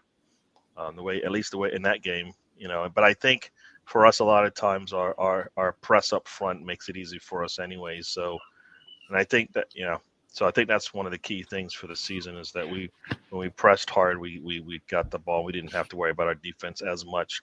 They didn't have tons of pressure on them like that they did in that game. Yeah, as Don once said, we dug deep in the Palace game. We got the result. Yeah, from the fans' expectations for this coming season, though, is going to be pretty high, and the team's going to have to measure up to our expectations. Yeah. So that means getting off to a good start as well in the league. Yeah. And facing Man City after the 7 games. Again, Gary, we're going to talk about 7 games. We want to maybe win all 7 of them before we face City again. You know what I mean? We'll be looking at it. Or we just need to be getting into we should be improving. Like I always say this before, right? We just need to improve from game to game. So when we go into the City game, we're 7 times better, when we go into that match and not basically trying to figure out how to play them. We just need to be better at our game. And so, we're gonna have better more seasoned players there. So they've played the City team now a couple of times. They know how it works. So take your chances, and I think we should just keep improving from where we are. And that's kind of why I look at the last 2 seasons and go, we've been improving each season from to the next one. So expect to see the same thing again. That's why it's actually really good that we've got all our 3 major players in. They're going to be going to Germany next week or whenever it is, going to America. We're going to watch them play. Coming to America. So now Arteta's got his plays in early, and if he can get a healthy Vieira, back from wherever he is. We know everybody else is healthy, right? I don't think that's right now. I think that's the only. I mean, there was somebody said there might have been a little bit of an injury. Clean bills of health for Milsmith Rowe. Milsmith Rowe's flying as well.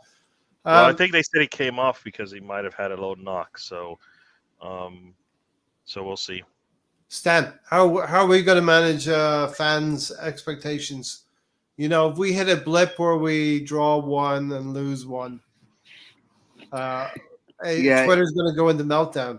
A couple of players are going to be really under the microscope. I mean, obviously, Declan Rice is going to be not just under the microscope from an Arsenal standpoint, but I think football fans up and down the country. I mean, he's the highest football transferred player, in the English league, so to speak. So there's going to be a lot of analysis on him from every game. And I really hope that doesn't put too much pressure on him. We're going to really see what he's made of, because he didn't choose his transfer fee. He just chose the club. Yeah. You know what I'm saying? And in the position that he plays, that deep position, that means that he has to make tackles. He's not going to get every single one cleanly.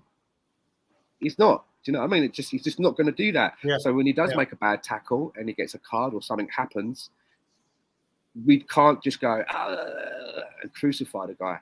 Do you know what I mean? What about Havertz? What about if Havertz gets off to a poor start? Havertz is another one that's going to be under the microscope, because there's that tribalism. Yeah, this is another player that's coming from Chelsea. Generally, I would say that most of our fan base doesn't really like. They gazumped us for Mudryk, which was a bullet dodge. Looks like they gazumped us for João Felix. Now they look like they're going for Casado, and we're getting their players in. So far, we've had 3 in recent times. No, 4 if you count David Luiz. And for me, it's kind of been 50-50. 50-50. I wasn't too hot on David Luiz, and I wasn't too hot on Willian. Do you know what I mean? But the Kai Havertz one is going to be really glaring, because the amount of money that he's on. I was reading that he's on about 300. There was an article saying that after Ozil now, and maybe that includes, I don't know, something like 220 in salary, and then the rest of it adds up to 3. Who knows how it's made up? Related. You don't buy a player like that to be a bench warmer. A player like that has to be playing, right? So it's going to be interesting, and how the other players are going to react if he's not pulling his weight.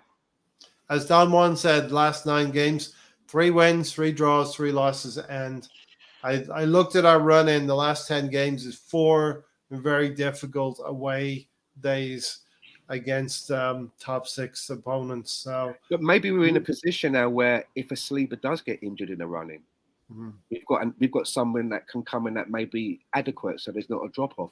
Maybe we don't have to thrash the arse off of Saka, so that in some games he doesn't look like he's really contributing because we're keeping him sharp. You know, by going into this season with some of the personnel that we're bringing in, and I think that we're not done yet. I don't think we're done yet. No, we're not done. I don't think that Jurgen Timber was what I would say was a main target. He was somebody on the list, and I thought they saw an opportunity. I think there's somebody else coming. There's one or two coming in. And I think it's going to be a good one as well. It's not just going to be a make-weight player. Do you know what I'm getting at? It's going to be someone that's going to be, okay. Do you know, it's going to be that kind of. I'm going to be I'm going to be disappointed if Balogun doesn't. Shout out to Lolo as well, and shout out to Daniel Shaw as well. Yeah, to everybody who joined us, thank you. All right. Lolo, I'll get back to you on that one. Gary's going to check the bank account. see if it can hold up. And he's keeping the volume down low so the missus doesn't hear about it right now, I think, probably as well. Gary, the money's in the Premier League. So we've been buying players from rival clubs.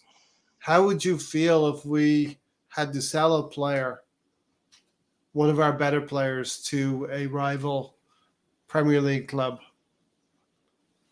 like a Man United or a Chelsea? No, You're not gonna like it. No, we're not at that point where we could be selling off our best players. We're not at that point. We're getting there. I think we're at a point where Granit Xhaka could be sold for 23 million. But for me, as I've always said, he was our, if you want to say it, our worst starter on the pitch. Mm-hmm. Right? We could like, if you're going to say, you know what, we need to get better somewhere on the pitch, where would it be? It would be Xhaka's position for me. You know? Mm-hmm. I mean, yes, we talk about getting a striker, then we also talk about the things that Jesus does for us as well. So it's like you have to weigh that when you decide what you're going to do with him, right? The money's in the Premier League, so we've seen this trend now with Man City casting off their players. Yeah, and Man City were the top team. What are the guys talking about? Can I just start? Sorry, what are these guys talking about here? Ironclaw says Arsenal negotiated Kai's contract, and Spencer's like, you never do that. And Don Juan depends who. Well, Daniel Ironclaw is saying Arsenal decided to give him that amount of money and salary and wages. You know, Arsenal negotiated Kai's contract.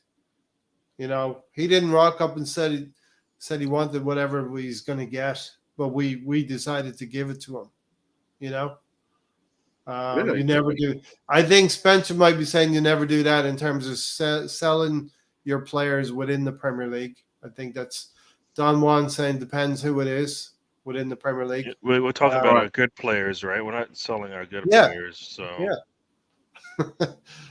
Kieran Tierney. We barely had 11 good players last season on the entire season. Now we're talking about letting some of them go. No, that's why letting go Xhaka and letting go Partey is a big deal, because we're like, well, they were starters. Yes, we're going to replace them, but the problem was we needed depth. We needed to have that 15 to 16 players that Arteta can look at and say, I can bring you in, and I don't see a drop in our quality and our performances. All right. Daniel Shaw says we've done that before. It does not feel good, but you have to be able to let go of a Kieran Tierney and get 40 million for him. Yeah, we're not playing him, so that's the other problem to this whole thing. If you don't like a player, when I say a good, like our Tierney in the eyes of a lot is probably not a good player because we don't play him. Mm-hmm. So we're not gonna, like we always say, we're gonna sell him for top money. Why? We don't play them. If you're buying Tierney, are you buying him for the top money? No, because why? Arsenal doesn't play him. They don't want him. We should be able to sell him for a profit, Gary. You got him for 25, right? 25. Yeah, that was good. That was a good deal. So we should be able to get 35 minimum, right? Yeah, we should. But I'm just saying this is why can't they go for Timber money? 40. Why can't they go for Timber money? He's more established than a Jurgen Timber. He's Scottish international. But Arsenal is, at least for me, set this precedence that we're in a strong position when they turn off a player in terms of they don't want him anymore. Teams know that and come out and they're not going to pay top money for him. That's what we've seen. Until that changes. It's not changing. Yeah. It's changing, Gary. We sold Granit Xhaka for 23. He wanted to leave. He wanted to leave. Yeah, Kieran Tierney wants to leave. Who said that? We don't know that. Apparently, they're having a sit down on Friday. That's what I was reading, to sort out his future. But I mean, if he's not going to get played, Kieran Tierney is a player that I would imagine wants to play minutes. And just to Daniel Shaw, who joined the slate, said that he did a jig when he heard about Xhaka. Me and him had a little online party earlier. But Daniel, you got to rewind to the start, Daniel. When we finished here, Daniel, just go back to the beginning. You'll see my party outfit, man. We did have a little party, but you joined late. But just to KT though, right? Newcastle's been mentioned. Man City again was mentioned in the article, but I was also reading that he could even be going back to Celtic, and for me, that would be a backward step. No disrespect, but the SPL is a broken league. Not if Newcastle is an option, right? If Newcastle, how could they even afford him? Yeah. Celtic couldn't afford to pay what we'd want. And then see right there, that's a little warning sign. For me, that's a warning sign. Because if Celtic can't afford to pay the 25 that we bought him for, when we bought him, it was a record transfer fee for a Celtic. So we're going to sell him back for 20, 15. You know what I mean? That's my concern. And we gave them monopoly money as well. They didn't even check. Maybe they just saw those big, the pink 500s. They were like, yeah, man. Spencer saying reality is we can't afford to sell at this point if we want 3 cup runs and the league. But we have a squad of 25 players. We do not have a squad of 16 players that we can depend on. That's the problem last season. Okay, so we have 9 players we can sell, Gary. Yeah, we don't care about those 9. We really don't. Like, if I told you we're going to lose Nketiah, we're going to lose Nelson, we're going to lose Nelson's been done. El Neni, right? We're going to lose Holding. We're going to lose Sambi. Nelson signed. We're going to use Tavage. Sambi. Holding. We're at 6 now for my These count. are players are on loan now. If we lose, but those are players that we're going to sell. So if we lose those players, Cedric, you don't care. So we have at least 9 players. You won't see it. Won't make a difference. Runnison comes back. I mean, Cedric comes back. That's 8 right there. We've got like more than 9 players that we need to let go. That aren't going to affect us because we don't play them anyways. Tierney actually gets to play, and he doesn't. You know what I mean? He doesn't get to play enough for it to make a difference. And it's so sad. It only feels like half an hour ago we were all swooning at Kieran Tierney with his tucked-in shirt and his Tesco's carrier bag and calling for him to be the captain. And it does actually feel that, and for me, I love having a Scottish person in my Scottish background. I love having a Scottish person in our team. But it does feel like, maybe, the way that we've evolved and Mikel Arteta has evolved the team, that we've just maybe outgrown him. And I mean in Mikel Arteta's mind, not in my mind. I still think he has a place. I still think there's games and we need somebody that will patrol up the wing and can cross the ball in. We don't have to have an inversion all of the time. I think a lot of us believe in what the manager's doing, so we're willing to go along with a Nicola Pepe not being used. I didn't even put Pepe in that list. I know you didn't. So we have a lot of players that are, as you guys say, surplus requirements. Right? We don't need them. Deadwood. That's a popular one. Yeah. So we have lots of players that need to Chip go. back 6. And you know how much we're going to get for them? Not much at all. Because guess what? They're not worth much to most people. Right? Well, Balogun by himself is probably going to get as much as everybody else that we're going to sell. When you add it all up, if we're going to, because he's worth at least 50 easily. Yeah. If you score 20 euros, 20 Partey and Kieran Tierney together, that's another 50 euros. That's fair, isn't it? That's about 40-something million pounds. I'd go for Kieran Tierney and Partey. Why not? The problem with that is then why are we willing to pay 80 for Mudryk? What did he do? You didn't play in a better league. You didn't score as much as him. I get that maybe the talent level's there, but I think Balogun has some talent there as well. So I don't know. I heard someone make a very good analysis of Balogun that I hadn't considered. and they said that they felt that the problem with Balogun is that he always seems to want to take the path of least resistance. He doesn't want to come back to Arsenal and fight for places. He just wants to go somewhere and get straight away. He doesn't want to hang about and try and get into the England squad. He'll go and play for the American team because, he'll go and get a game there. And I never thought about it like that. And I thought maybe that's the mentality that some people have. As an international player, you do have to look at your competition. If he's going to declare for England, he knows he's up against 3 or 4 really good strikers in the Premier League. But if you believe in yourself. He looks at the US men's national team, and they've been struggling for a striker, and he knows he can get that. He believes himself in that environment. He believes. But it does seem that I do get and it was Glenn that was saying it, and I do feel that there is a little bit of an argument there that he kind of looks for the path of least resistance. Or he doesn't. Maybe that's an attribute. Or playing for Southgate just isn't in everybody's wheelhouse. If I told you your career in English football was dependent on Southgate, you would go, let me think about that for a second before I decide to do that, because he's not. I mean, there are better players that aren't playing for England right now, and you're like, why aren't they playing? Because Maguire has to play, right? And all this other stuff. So I hear you on that one, but I believe there's also another person that has a and I'm playing a bit of devil's advocate. Yeah, no. It goes, it's both ways. I always thought he was saying that I want to get a good chance to play for Arsenal, and Arteta just couldn't give him that commitment. That's always what I thought he was saying. I don't know. I can't remember the words that they've said. Do you think it's more of a fact that it's not that a case of, because in my world I would love to see, I'd be saying to Balogun, you've come this far through the academy, we believe in you. Now you need to come back and take Eddie's place. Do you think you're up to that job? And then once you've chopped that tree down, you've only got one more tree left. That's how I talk to players. But is it more of a case that it's not that Mikel Arteta doesn't believe in him, but if he's maybe looking at players that he wants to bring in and he's got to balance the books, maybe he thinks that maybe now I can get 50 million euros for Balogun. Unfortunately, that allows us to get in whoever, a Casado or. Unfortunately, he may be a casualty of that 200 million that we spent. Yeah. Collateral damage. I mean, for me though, what was said before he went off on loan, because it always felt like Saliba was going to get that opportunity to come back and knew it, right? For me, he knew he was going to get the opportunity to come back, and he knew he was going to get a chance to play for Arsenal. I don't know how that conversation went with Balogun, but the reaction that we're seeing from Balogun, I can only go by what I see. His response to me sounds like he never got that assurance that he had a place in this team.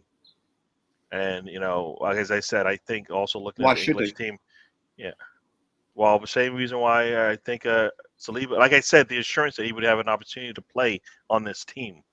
Yeah. Is Saliba guaranteed a spot? I don't think so. So if Saliba is not guaranteed a spot, Balogun definitely is not guaranteed a spot. Yeah. So for me, it might be what was said to either one of them. Was it the same thing? I don't think it was the same thing. That's why I think you're seeing a different response. I'd just like to come off the back of what Gary said there. I honestly believe that at the beginning of last season, if Tomiyasu was not injured, he would have started at right back. Ben White would have started next to Gabriel, and Saliba would have been on the same bench. Thing with Gabriel Margulis. Right? If Luis wasn't injured, Gabriel Margulis wouldn't. He would have got that first start and headed in the first goal or second goal of the season for. And the same thing could happen to a Balogun, right? He could come in and then somebody gets injured, and next one he knows he has to come on for Jesus. Jesus needs to be rested. He has to. Who do you think? But you have to feel like you're wanted by the manager to come in, and that's why I'm saying. By his response, it seems different. Whether or not it's just him, mentally going, you know what, I don't. Arsenal's an asset. I think it's a case that Arsenal need. They're looking at Arsenal's looking at him as money as opposed to a talent that we can bring into our. I would love. So that's why I think the response is different from the player. You know what I mean? I would love to flip that around and get Eddie Nketiah sold for 30, rather than Balogun for 50, in my opinion. And I do hope that everybody would want to do that, but if you're not, but you're putting all. It's like I said, this is one of those things where you put all this faith and backing into an Nketiah based on what you've done for him, right? They're not doing that for Balogun. Not even close. Well, we don't know that yet. No. Gary, If it was, I feel like he would have been one. He wanted to got stay him. here. Arteta got him to sign an extension, right? He got him to sign up with Arsenal when he was going to be a free agent. Conversations change, so I can only go by his response. And like I said, it could be him. It's one-sided. It could be him with a big head. Yep. Right. It could be that, or it could be what he's being told, and he's like, you know what? I don't want to play these games, so you know what? Spencer, I'm going to make it easy for you. All right. Thanks.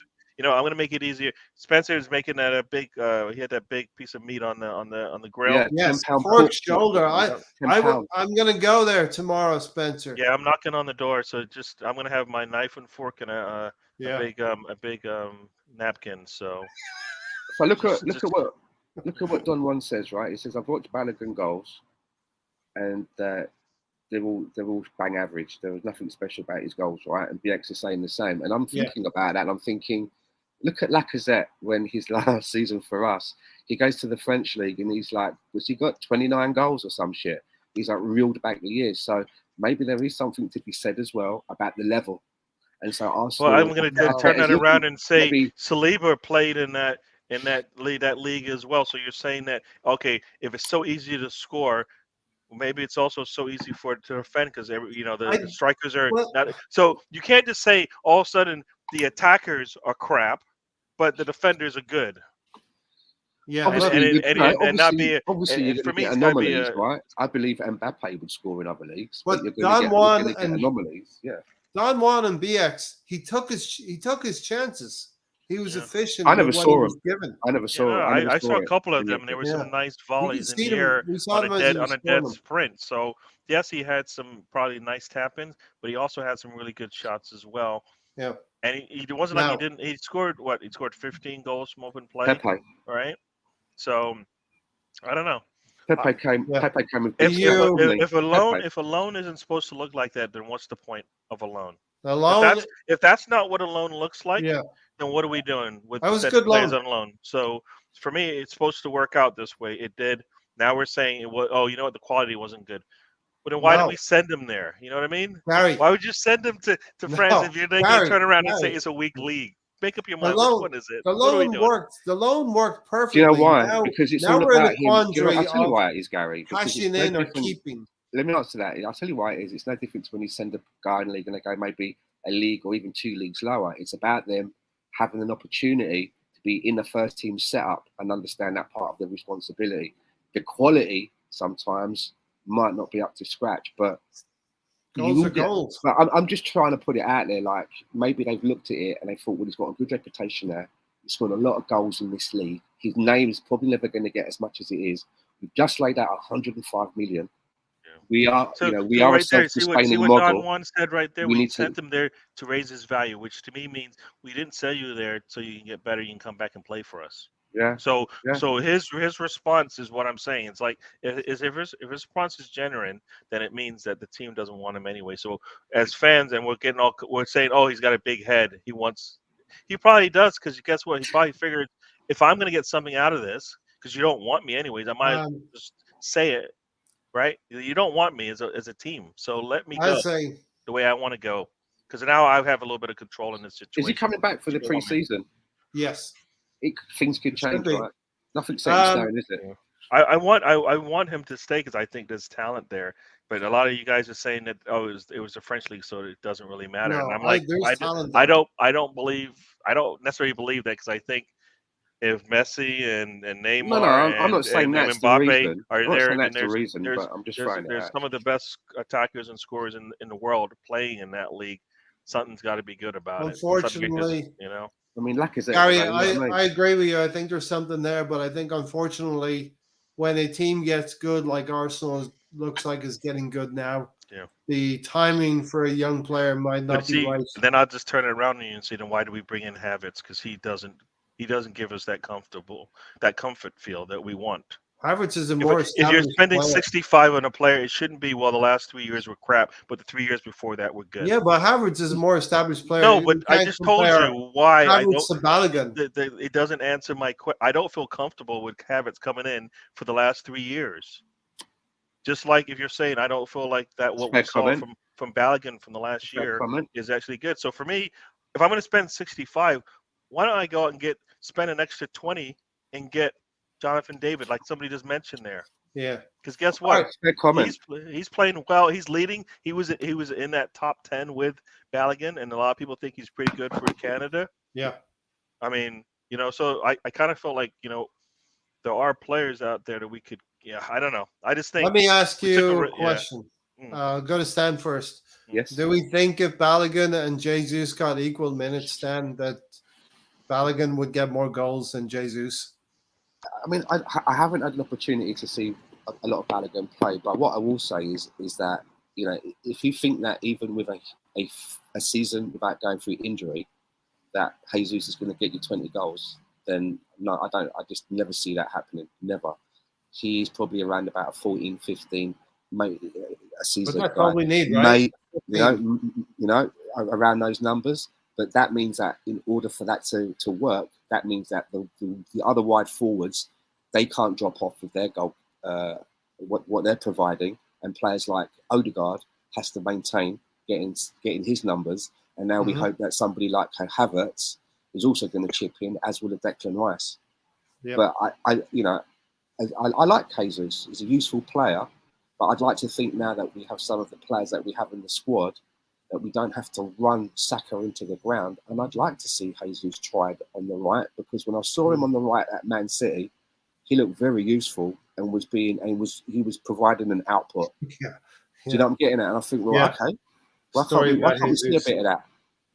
Yeah, it was a story by Jesus on Twitter, how basically Pep Guardiola messed with him so much that he wanted to move. I don't know if that was a true story or not. Gary, Jesus and Balogun get equal minutes this coming season. Who gets more goals? I mean, I think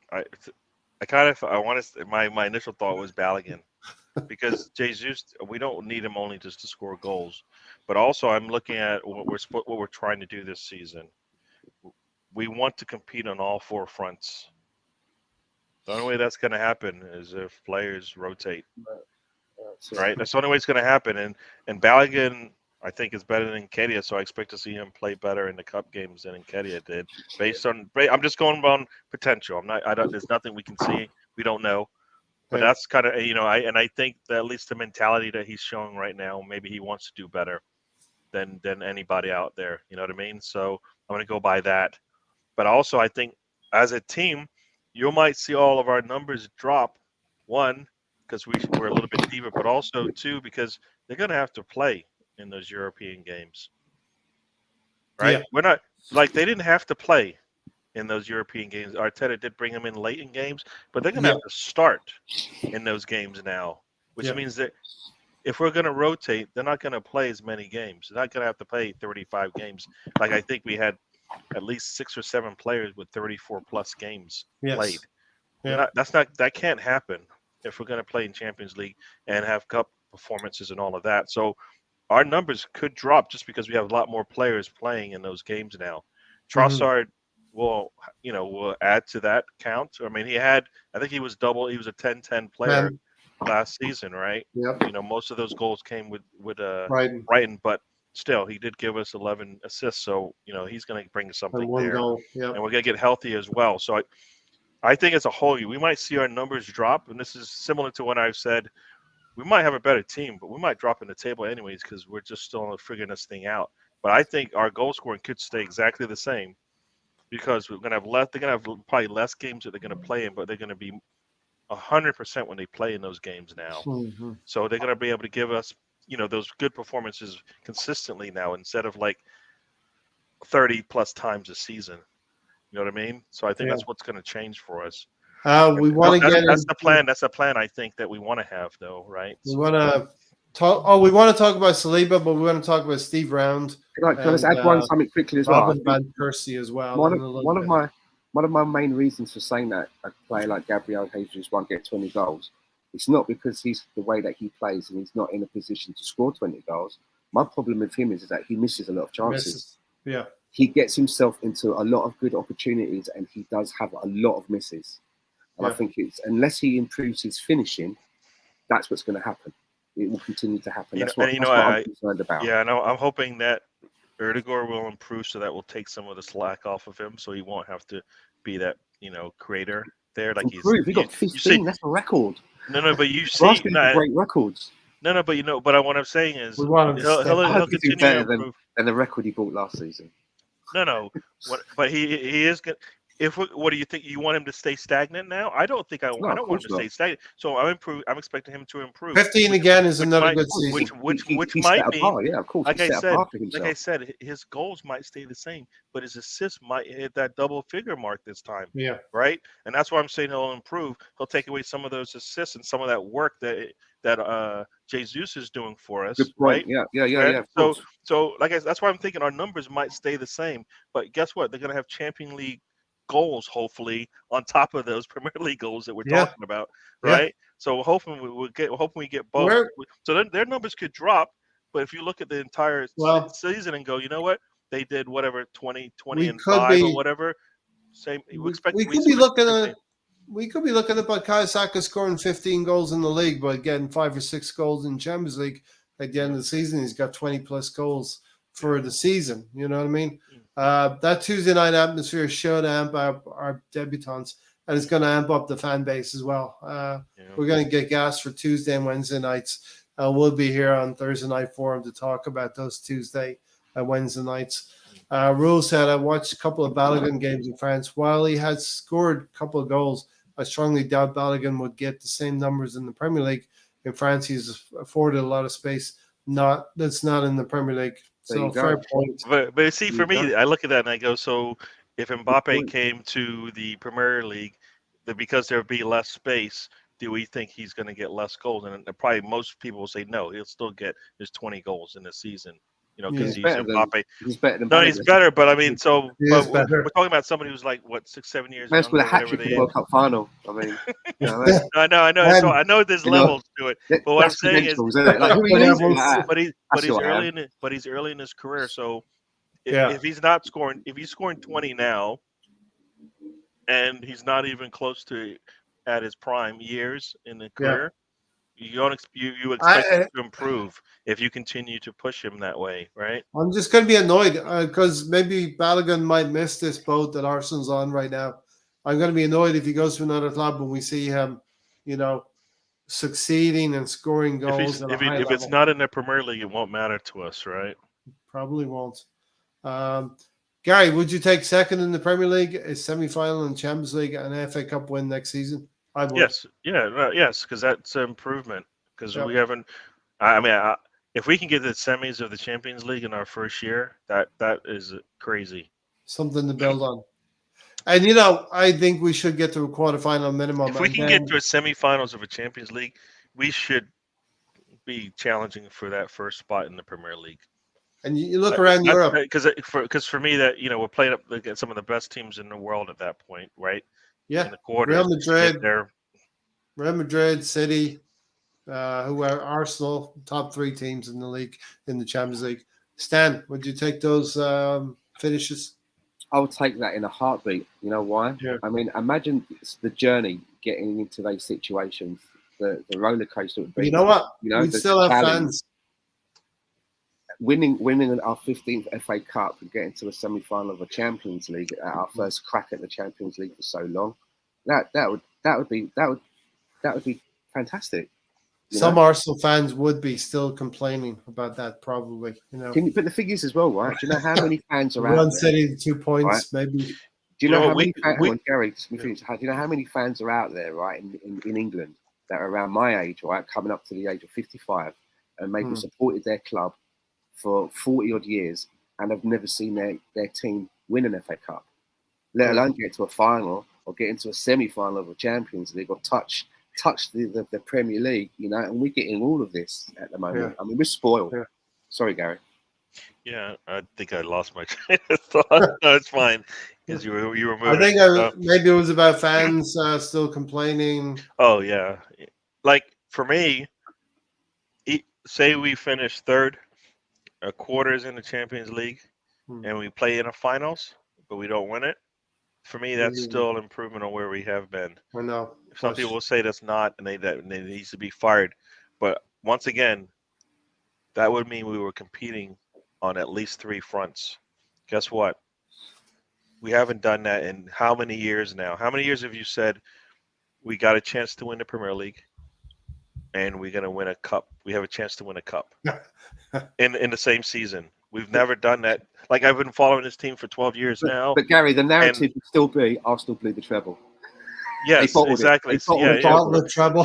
So for the last 12 years, I haven't seen us quadruples compete right now on multiple fronts where we have a chance to win a league or a cup.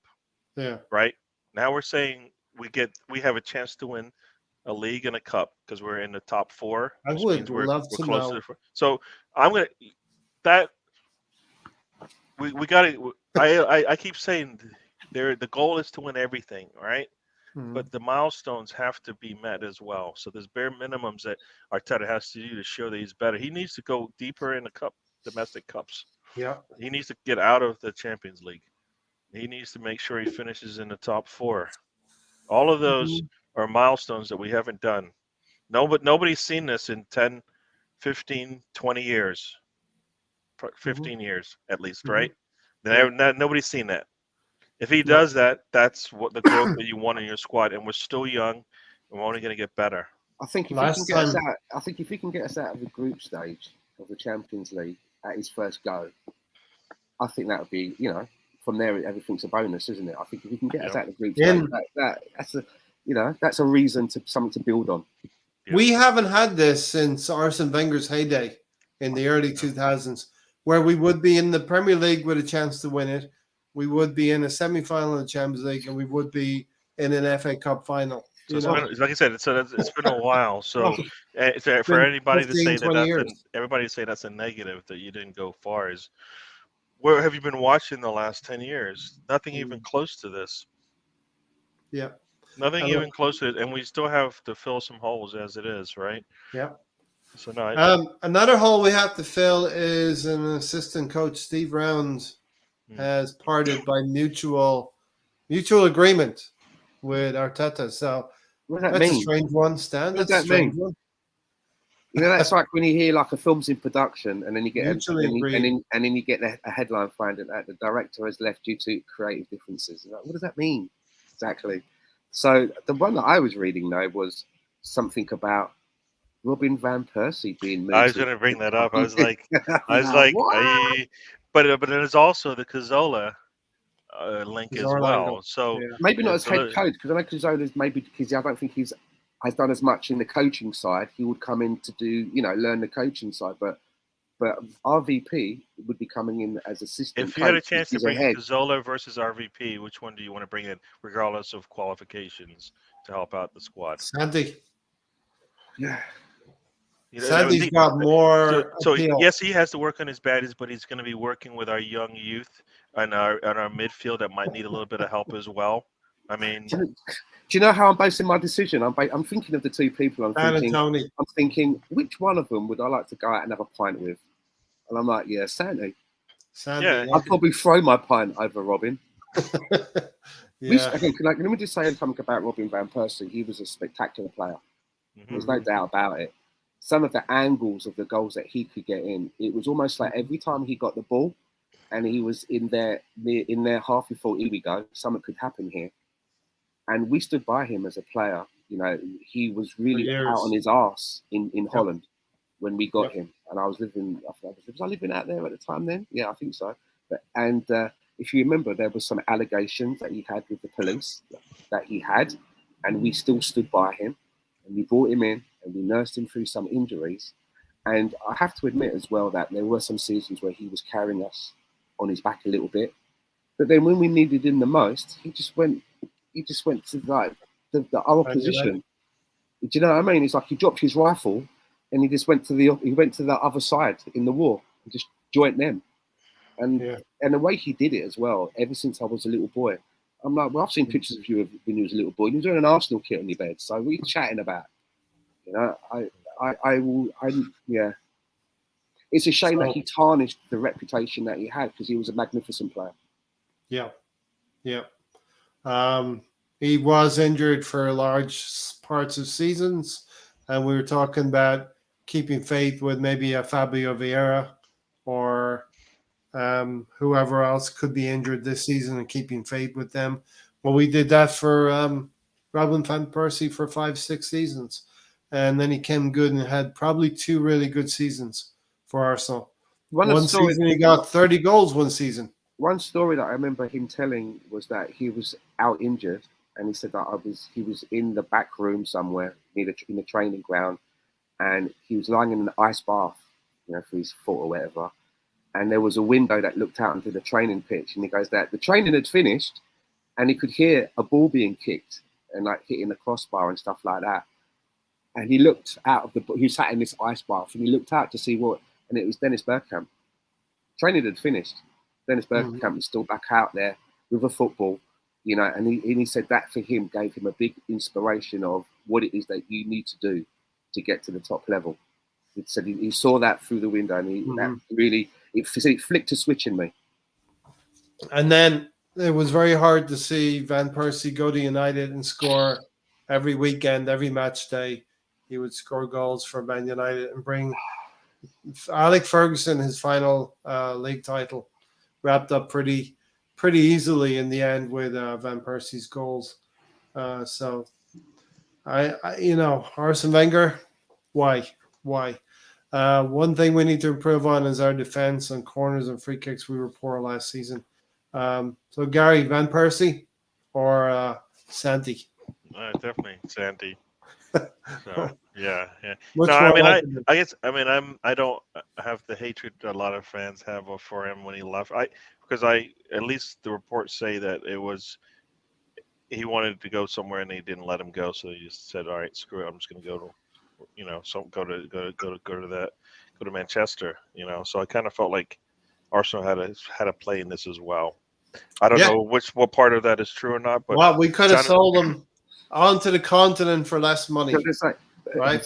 Van Persie going to United was much worse than Fabregas going to Barcelona. Even though they both caused a problem to leave, you could understand that at least with Fabregas, this was his boyhood club. We knew that would happen at one point.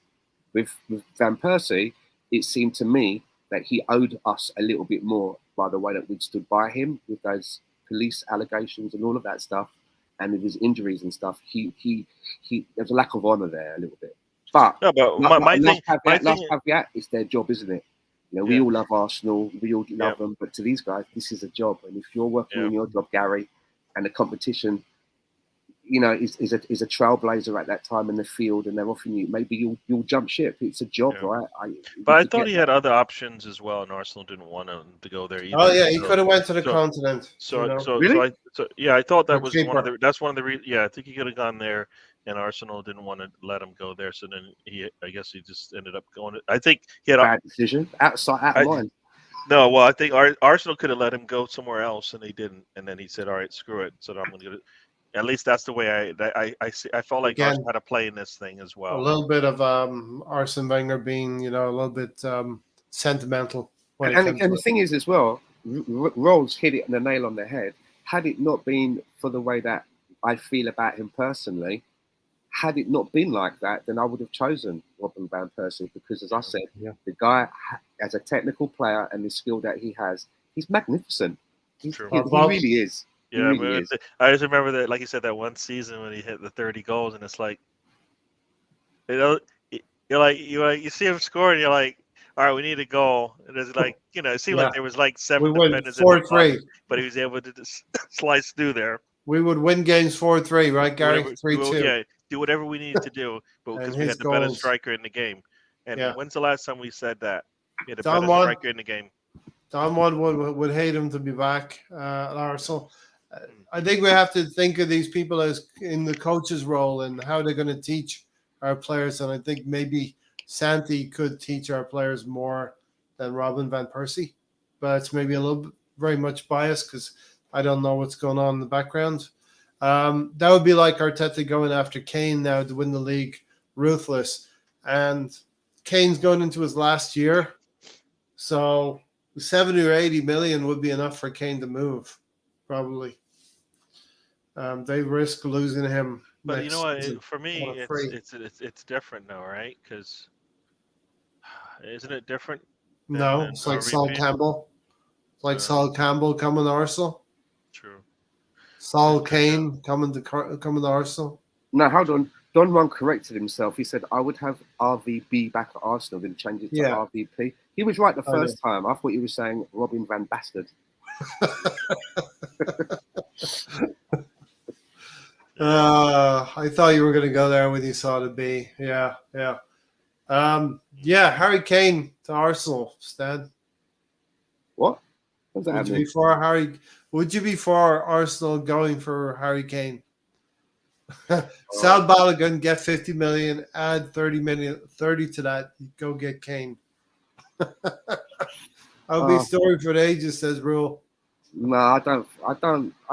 No, it would be very distasteful. I would look at it different than the Sol Campbell. If that makes any sense. I wouldn't look at. I don't know why. Yeah. I mean, I don't think. Did you hate Sol Campbell? No, I was you know what I mean? But you hated Kane, right? We feared Sol Campbell because he was the best player. But you hated Kane, right? Yes. Like fan hate, like I just hate you. Respect Sol, but fear. But hate Kane. Yeah. Respect versus hate, probably. I mean, it would be a hell of a story in a sporting sense. I mean, everybody believes he should leave, go somewhere, And then they go to White Hart Lane to win the league, and they're telling Harry Kane, "Now don't celebrate in front of your fans, your previous fans." I don't believe Daniel Levy would ever let that happen. No, never. A couple other things to round up on William Saliba. Gary, William Saliba. Yeah. We got him signed up for another 4 years. Very, very nice. No, we needed to do that. I mean, he's out there practicing, which sounds like his back's hopefully holding up. So yeah, now these are the things we needed to do, right? We need to keep our youth, our young stars. Kill Tottenham forever. Yeah, yeah. Maybe you want to see that, but no. Saliba coming, getting signed really good. So we got him for another 4 years. Different deal than Saka, right? So who knows what that means long term. All due respect, rival fans used to banter us for Granit Xhaka, Mustafi, Colonel Mustard, and probably David Luiz, who we replaced. Why do people hate Brennan? Luiz was not in that same. I know. No, come on. There's levels to this. There's levels to this. He's not in their level. They are way in their level. They're up here. But that's what rival fans. Luiz is not at that. He's not that poor. He's not that poor. Come on. But now I don't like the hate for Luiz. Now we have Gabriel Magalhaes, Saliba, and Declan Rice. There's levels to this. We're not getting bantered anymore. And the foresight in looking into and scouting a player like William Saliba, it can't be understated. The club has done 4 or 5 years ago, the club did something good and brought William Saliba and loaned him back out to Saint Etienne. And then he had 2 seasons at Marseille where we watched him grow up into a man. And now, what a player William Saliba is. We saw what he could do for us last season, Stan. Yeah, the one ball drop though, wasn't it? Was the 6 months where he didn't go on loan and wasn't registered to play, which was a bit of a balls up. But that notwithstanding, he has turned out to be a very good player for Arsenal. And as I mentioned earlier, I honestly believe that it wasn't the plan for him to go straight in as Gabriel's partner. I think he was going to be the backup on the bench, and had Tomiyasu not been injured, Tomiyasu would have been at the right back for that first game with White next to him. And because of that, what happened? Once Saliba got in there, he just cemented himself. And you've got to take your hat off to someone so young who was able to do that, to go in to the Arsenal first team in the Premier League and not look out of place and do enough to be able to make himself now be a mainstay. That shows you the talent. Yep. Don Juan said we missed Saliba at the end of the season. And Gary, Saliba was being compared to Van Dijk the early part of the last season.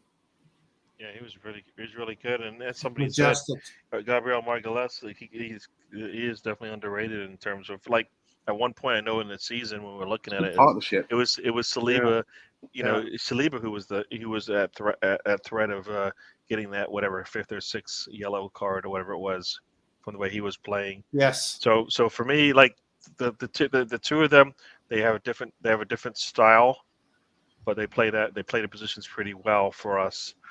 And so, you know, and then they had to depend on Gabriel to play in the cup in the Europa League. And they both scored goals. They both scored goals. And they score goals as well. And like Brilliant. that shot from Saliba,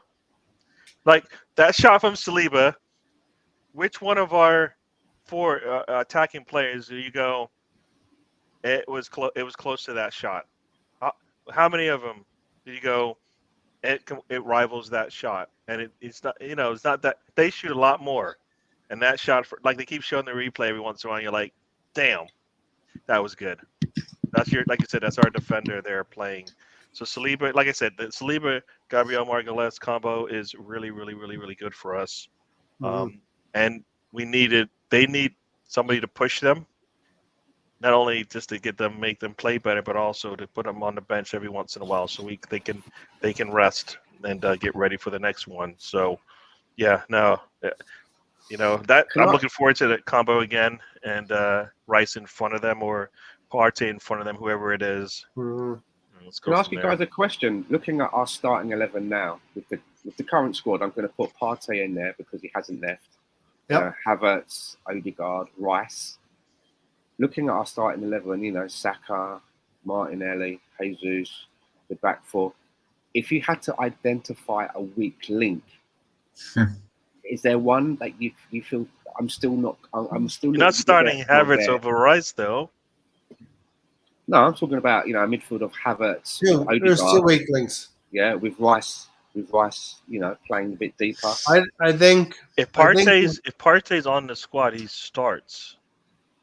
Okay. Rice. That's why I'm saying when you say Havertz, I'm like, nah. I'd rather have Rice on the pitch. So you're starting Rice in the Xhaka position and Partey. Okay, let's go with that then. But is there a weak area anywhere? I think that's our strongest midfield. You take Havertz out of it, you put Rice in and put Partey in the 6, alongside Odegaard. I don't think there's not, like when you look at that lineup. Do you? I don't think. Well, I need to replace. No, there's 2. I don't. Maybe White, and maybe Zinchenko. If I'm talking about the left back, left back position. Whether you go with Tierney, we don't know whether we're going to go with Tierney or Zinchenko. That's the area for me as well, right? That's the area that I'm still not sure about. Is the left back and the opposition. You saw it, Gary. I think we all saw it last season. The opposition are going to pop balls over Zinchenko's head into that left back area, and Megalez is going to be under pressure. That's where our press needs to be. That we kind of need to save ourselves from that by having a better press, right? And that's what Havertz also brings to us. He can press up there at top 2 and put pressure on them, so they don't have the time and space to put those long balls in, because they're under a bit of pressure. And like we know that Odegaard recovering the ball is really good, and Havertz is really good as well, right? So I kind of feel like that's where we're going to win. Probably we're going to keep our defense not as a risk by pressing up front and putting a lot more pressure from the front than we are from the back. The other weakness for me is up front. You know, the striker position. Whether we can withstand the full season with Trossard, Nketiah and Jesus, maybe Martinelli being. Stephen mentioned this earlier. Watching Saliba score his first goal for Arsenal, a great first goal, and not what you would think from a central defender. You know, right-footed shot into the top corner at Bournemouth. You know what I mean? Yeah. But listen, I think great foresight by the club in identifying William Saliba, and I think we've gone up in levels from Socrates and Colonel Mustard, Cedric, Pablo Marie, David Luiz. Who else has been in there? Lichtensteiner, all these players. You know, Socrates. Guendouzi, Darius, I said it, Guendouzi. Socrates. Socrates. No, we like I said, we are better. Had to check. We just don't know if we have that 15 to 20, 15 to 16 players that we can depend on yet. Yeah. You still have set it at around 16. Okay, I get what you're saying. That's what Yeah. City has. They have about 15 to 16 players that they can Mkhitaryan. depend on. Don Juan said after Saliba, we missed him at the end of the season. Then we brought in Holding. I think this has been the issue. We were never fully equipped. That's where, for me, I always felt like league push. We're never fully put one of our better players back and let them play fullback, and let Ben White play center back, because that's where he, that's where I felt like we've seen City put their wings and put them as fullbacks. And we need to do that. I would have liked to see us do that. Weaken ourselves in the middle, which then just breaks. It's just, for me, it brings everything. It collapses everything for me. I don't think it was just losing Saliba. I think it was that we lost Saliba and Tomiyasu. Yeah. So that kind of really snookered us. I think Fair next point. season is a big season for Tomiyasu. Yeah. He's into Fair previous point. fitness. Once again, that's why I also feel like at that point, Arteta needed to just get his best 11 players on the pitch, not his best 11 players because of position, and that's it. Like, he needed to just take somebody out of their comfort zone, put them and just get them on the pitch, because they're a better footballer. They might be playing out of position, but they can play that out of position better than some. That's why I would rather have had Ben White and Margulies playing center back, and then let's figure out what we're going to do with our fullback. We've done it before. Don Juan said Jesus up front. Sorry to say, he's not a killer in front of goal. The way we play him, he doesn't need to be. Doesn't need. Yeah, that's the thing. So Arteta doesn't ask him to do that. Obviously, it doesn't. But the argument is that he's missing chances. It's not like he's not there to get the chances, and he's just doing other stuff. He's getting himself into the positions to score more goals, whether it's headers or coming in at the back post. He's missing a lot. Yeah, but all the other positives that he brings, all the other positives that he brings to the table outweigh those misses, because guess what? He brings the other wings in, right? Yeah, he plays Martinelli. Martinelli had a big season because of him. Martinelli sees Jesus on the pitch and his eyes open up. He's like, I can't. And that allows him to just head wide when he's standing right in front of him. I didn't say that. I never said I approve of that. Hey, he scored at Anfield. He got a header at Anfield. Saliba and Gabby had a rhythm, but we need a second pair of CBs with the same understanding. Definitely true, Rule. Yeah. Preseason is going to be important. I do not see Havertz and Rice on the bench. No. Now we have you can't be paying Havertz that kind of dough and have him on the bench, man. He's a starter, yeah. You know what I'm saying? We won that. I hear what you guys are saying. I just alert. City paid 100, and guess what? It wasn't his time, for Grealish. So, for me, I always. Can we just get our best 11, whatever that is? I don't care. It can't be always about the money. That's sometimes what he has to work out. Right, it's got to be the best 11 for us. And but not only that. If you see Havertz come on and struggle, and then they bring somebody else on and he starts, the next game they bring Havertz out again and he struggles. They replace him, they bring somebody else on, it works, and then they start that player and it works. What do? You just play your best 11. What's our number? What's our number for? Let's have a question. What's our number for Havertz? For me, I want to be able to see him in 10 games. To have a good look at what this guy's about, because I've seen him in flashes at Chelsea and have not been impressed, right?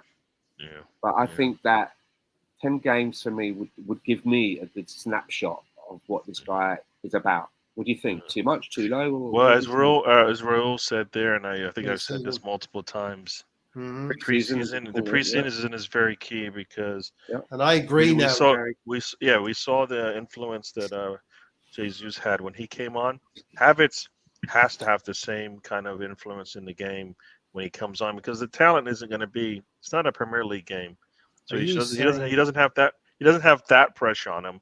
He has the pressure to perform, but not the pressure of playing against a better team. So for me, he needs to come out and perform, Havertz, and us go, okay, that's the Havertz that we didn't see. That's what we need to see. It needs to be like that. But it's got to be 10 plus goals this season. Is that what you're asking, Stan? Just to answer what BX was saying about according I mean, he plays that false nine for Germany. He plays that there, right? But according to Mikel Arteta in one interview when he was talking about Havertz, he spoke about Havertz and only spoke about midfield. He didn't say about playing through the middle, or, you know what I mean? He spoke about the midfield specifically. So who knows what he's got in mind for him? I mean, as I understand it, Kai Havertz says that his best player is the second striker. Playing just behind a striker, same as Trossard, same as Odegaard. So I think that what we're going to see happening is that, you know, the way you see Kevin De Bruyne now sometimes forming the two with Haaland, or sometimes he's ahead of Haaland.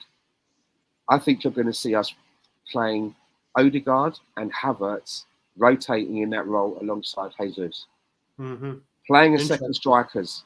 Maybe sometimes Gabriel Jesus will be a bit deeper and Havertz will be the one forward, or it will be Odegaard. But that's what I think. My concern is who's coming back to do the little dirty bits that Xhaka used to do. Yeah.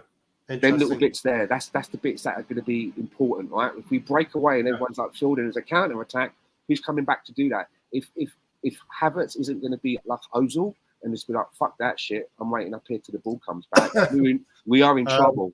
But if he gets on his bike and he gets back and he tries to help out, maybe it'll work out. So I think we'll go about another 10 minutes, definitely. Great expectations of Arteta and the squad, even if it is 16 plus players. Great expectations from the fans for the team. Now, the players have to have great expectations as well. I always think, and I think I've said this before, the players turn up for the new season and they look around the dressing room, they know what they have in their dressing room. We saw this last season with Zinchenko and Jesus coming and the players getting that injection of enthusiasm and belief from Zinchenko especially. He told the players, we're here to challenge. We're here to challenge for the title. Whereas players might have thought we're going to get top four. You add in Declan Rice into the mix here, and maybe Timber, maybe Havertz. Look around the dressing room again. You're going to say to yourself, we're damn good now. You know what I mean? And we should be pushing each other to be better. So the expectations of the players within the dressing room is very important, Gary. Oh, no, definitely. I don't know what to say. Yeah. Oh, this comment here. No, I hear what you're saying. You don't know what to say. Pass the mic. Well, here's the thing. The 20 plus goals as a striker. There aren't that many players that score 20 plus goals in the Premier League. So I think the last year might have been 2. The year before that, maybe 3. I mean, it's not there isn't that many players that do that. So it's not even like when we bring that number up, it's always like you look at the list and there's like 3 or 4 players that hit the 20 mark, right? And they're all world class, and there aren't that many world class players that we can afford at striker. Right. Do you know what it is, Gary? Though it's that we're watching Jesus and we're watching the chances he misses, and we think to ourselves, damn, he could have got 20 goals. It's not like I get that he does come deep, but it's not like he's doing a Bobby Firmino where he's a deep a lot and then, you know, he'll get up now and again and he could 14 goals. Yeah. He's getting in the box and he's missing some real gilt-edged chances. And I really hope if he can improve that, we're golden. We're golden if he can improve that. Like I said, that's where. Here's Lolo. Stay awake, man. Lolo, yeah, you're almost home. That's where, like I said, I'm hoping that our young attackers all improve, and that kind of takes a little bit of that pressure off of him to do the work that he already does. So hopefully he can just work on this shooting. Because I said the same thing when Lacazette was doing all that extra work, gets into the box and barely ever gets into the box because he's too tired.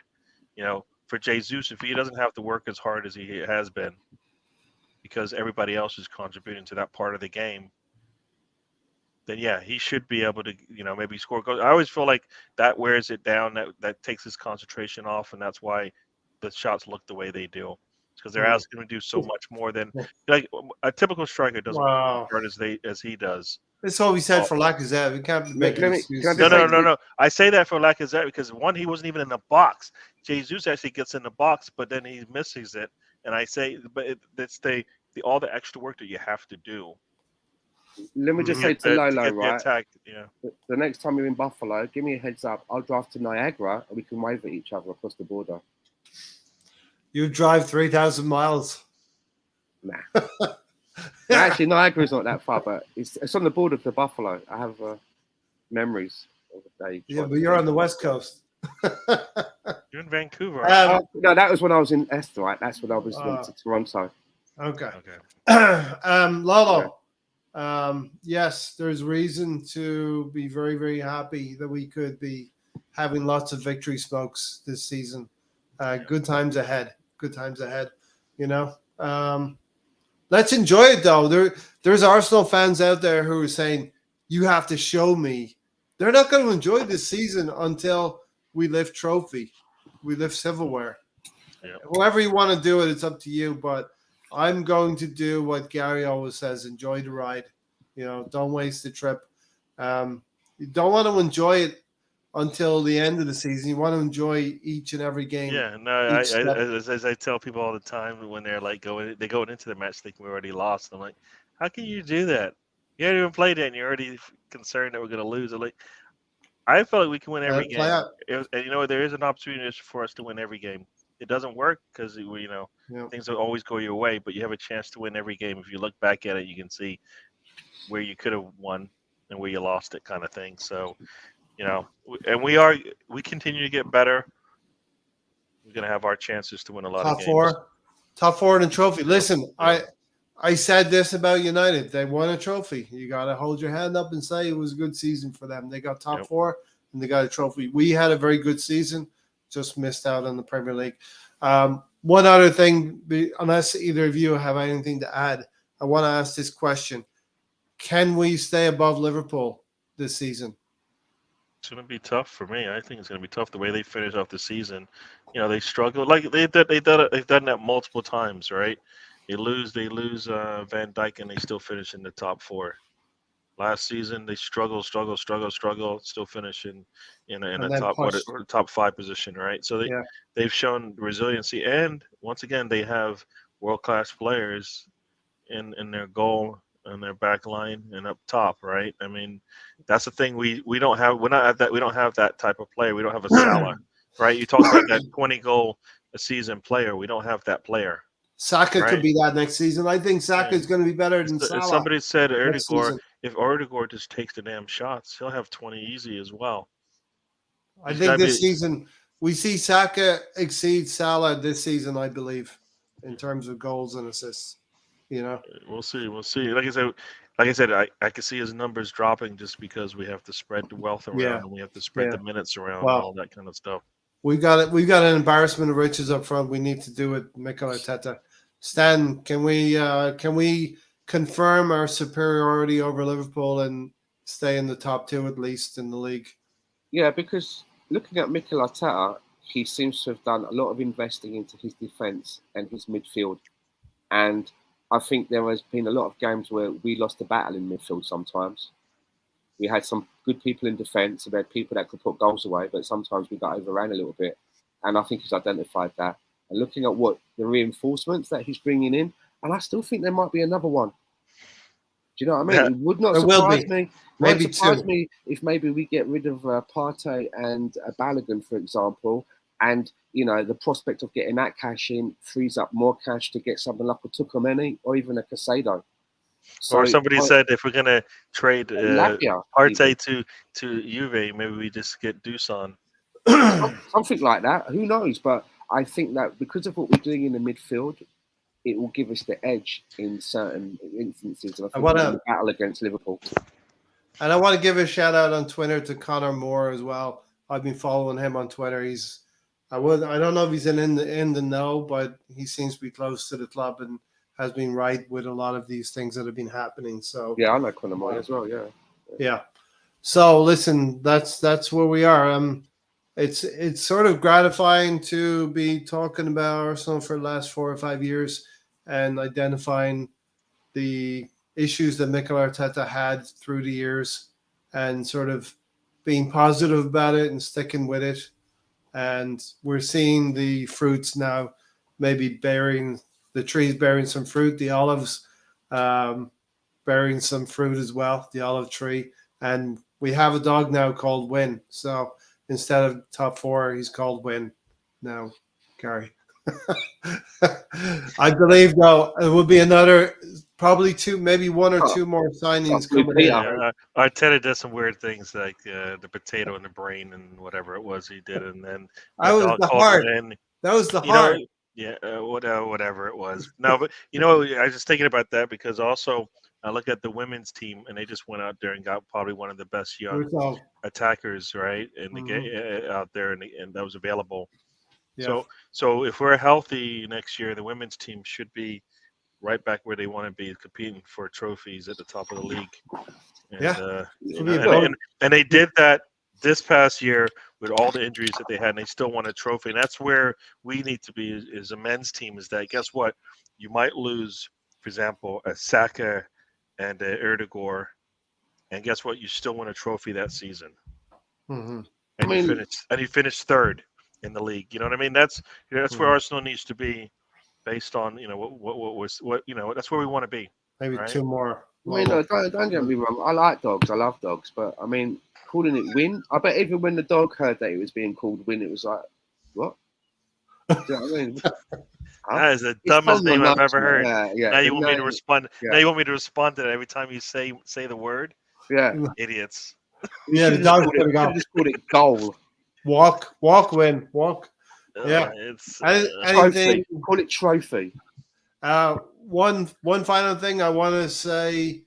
I think we did okay with the negotiations with West Ham. We got them out of 12 to 18 months to 24 months, and that's just not 2 years and 2 payments. It's 3 payments over 3 summers. So I think we did good negotiating there. As I was saying to someone, they had to come to the table. They had to compromise because they said he was leaving. They said that, not the player. They said he was leaving. They said he actually did them a favor and said, all right, I'll go next year, essentially. And they said, all right, he did that, won him a trophy.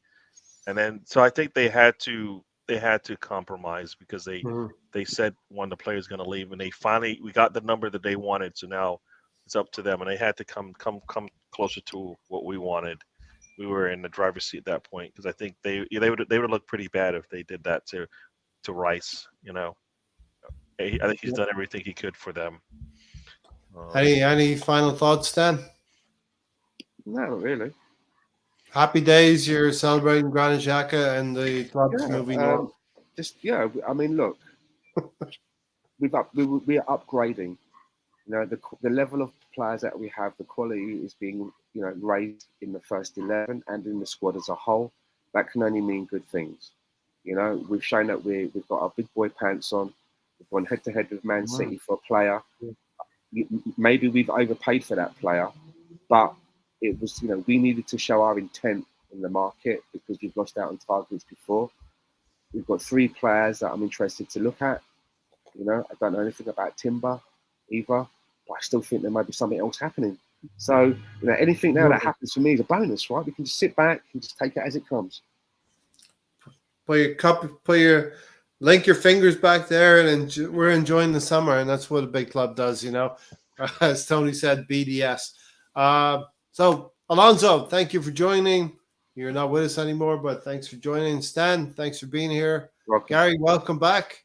And we'll catch up with you at the weekend. You're probably having a show at the weekend. Yep. So, all right. We'll leave it there. Thanks, everybody. Take care. Great expectations for Arsenal next season. Come on, you Gunners. We're out of here.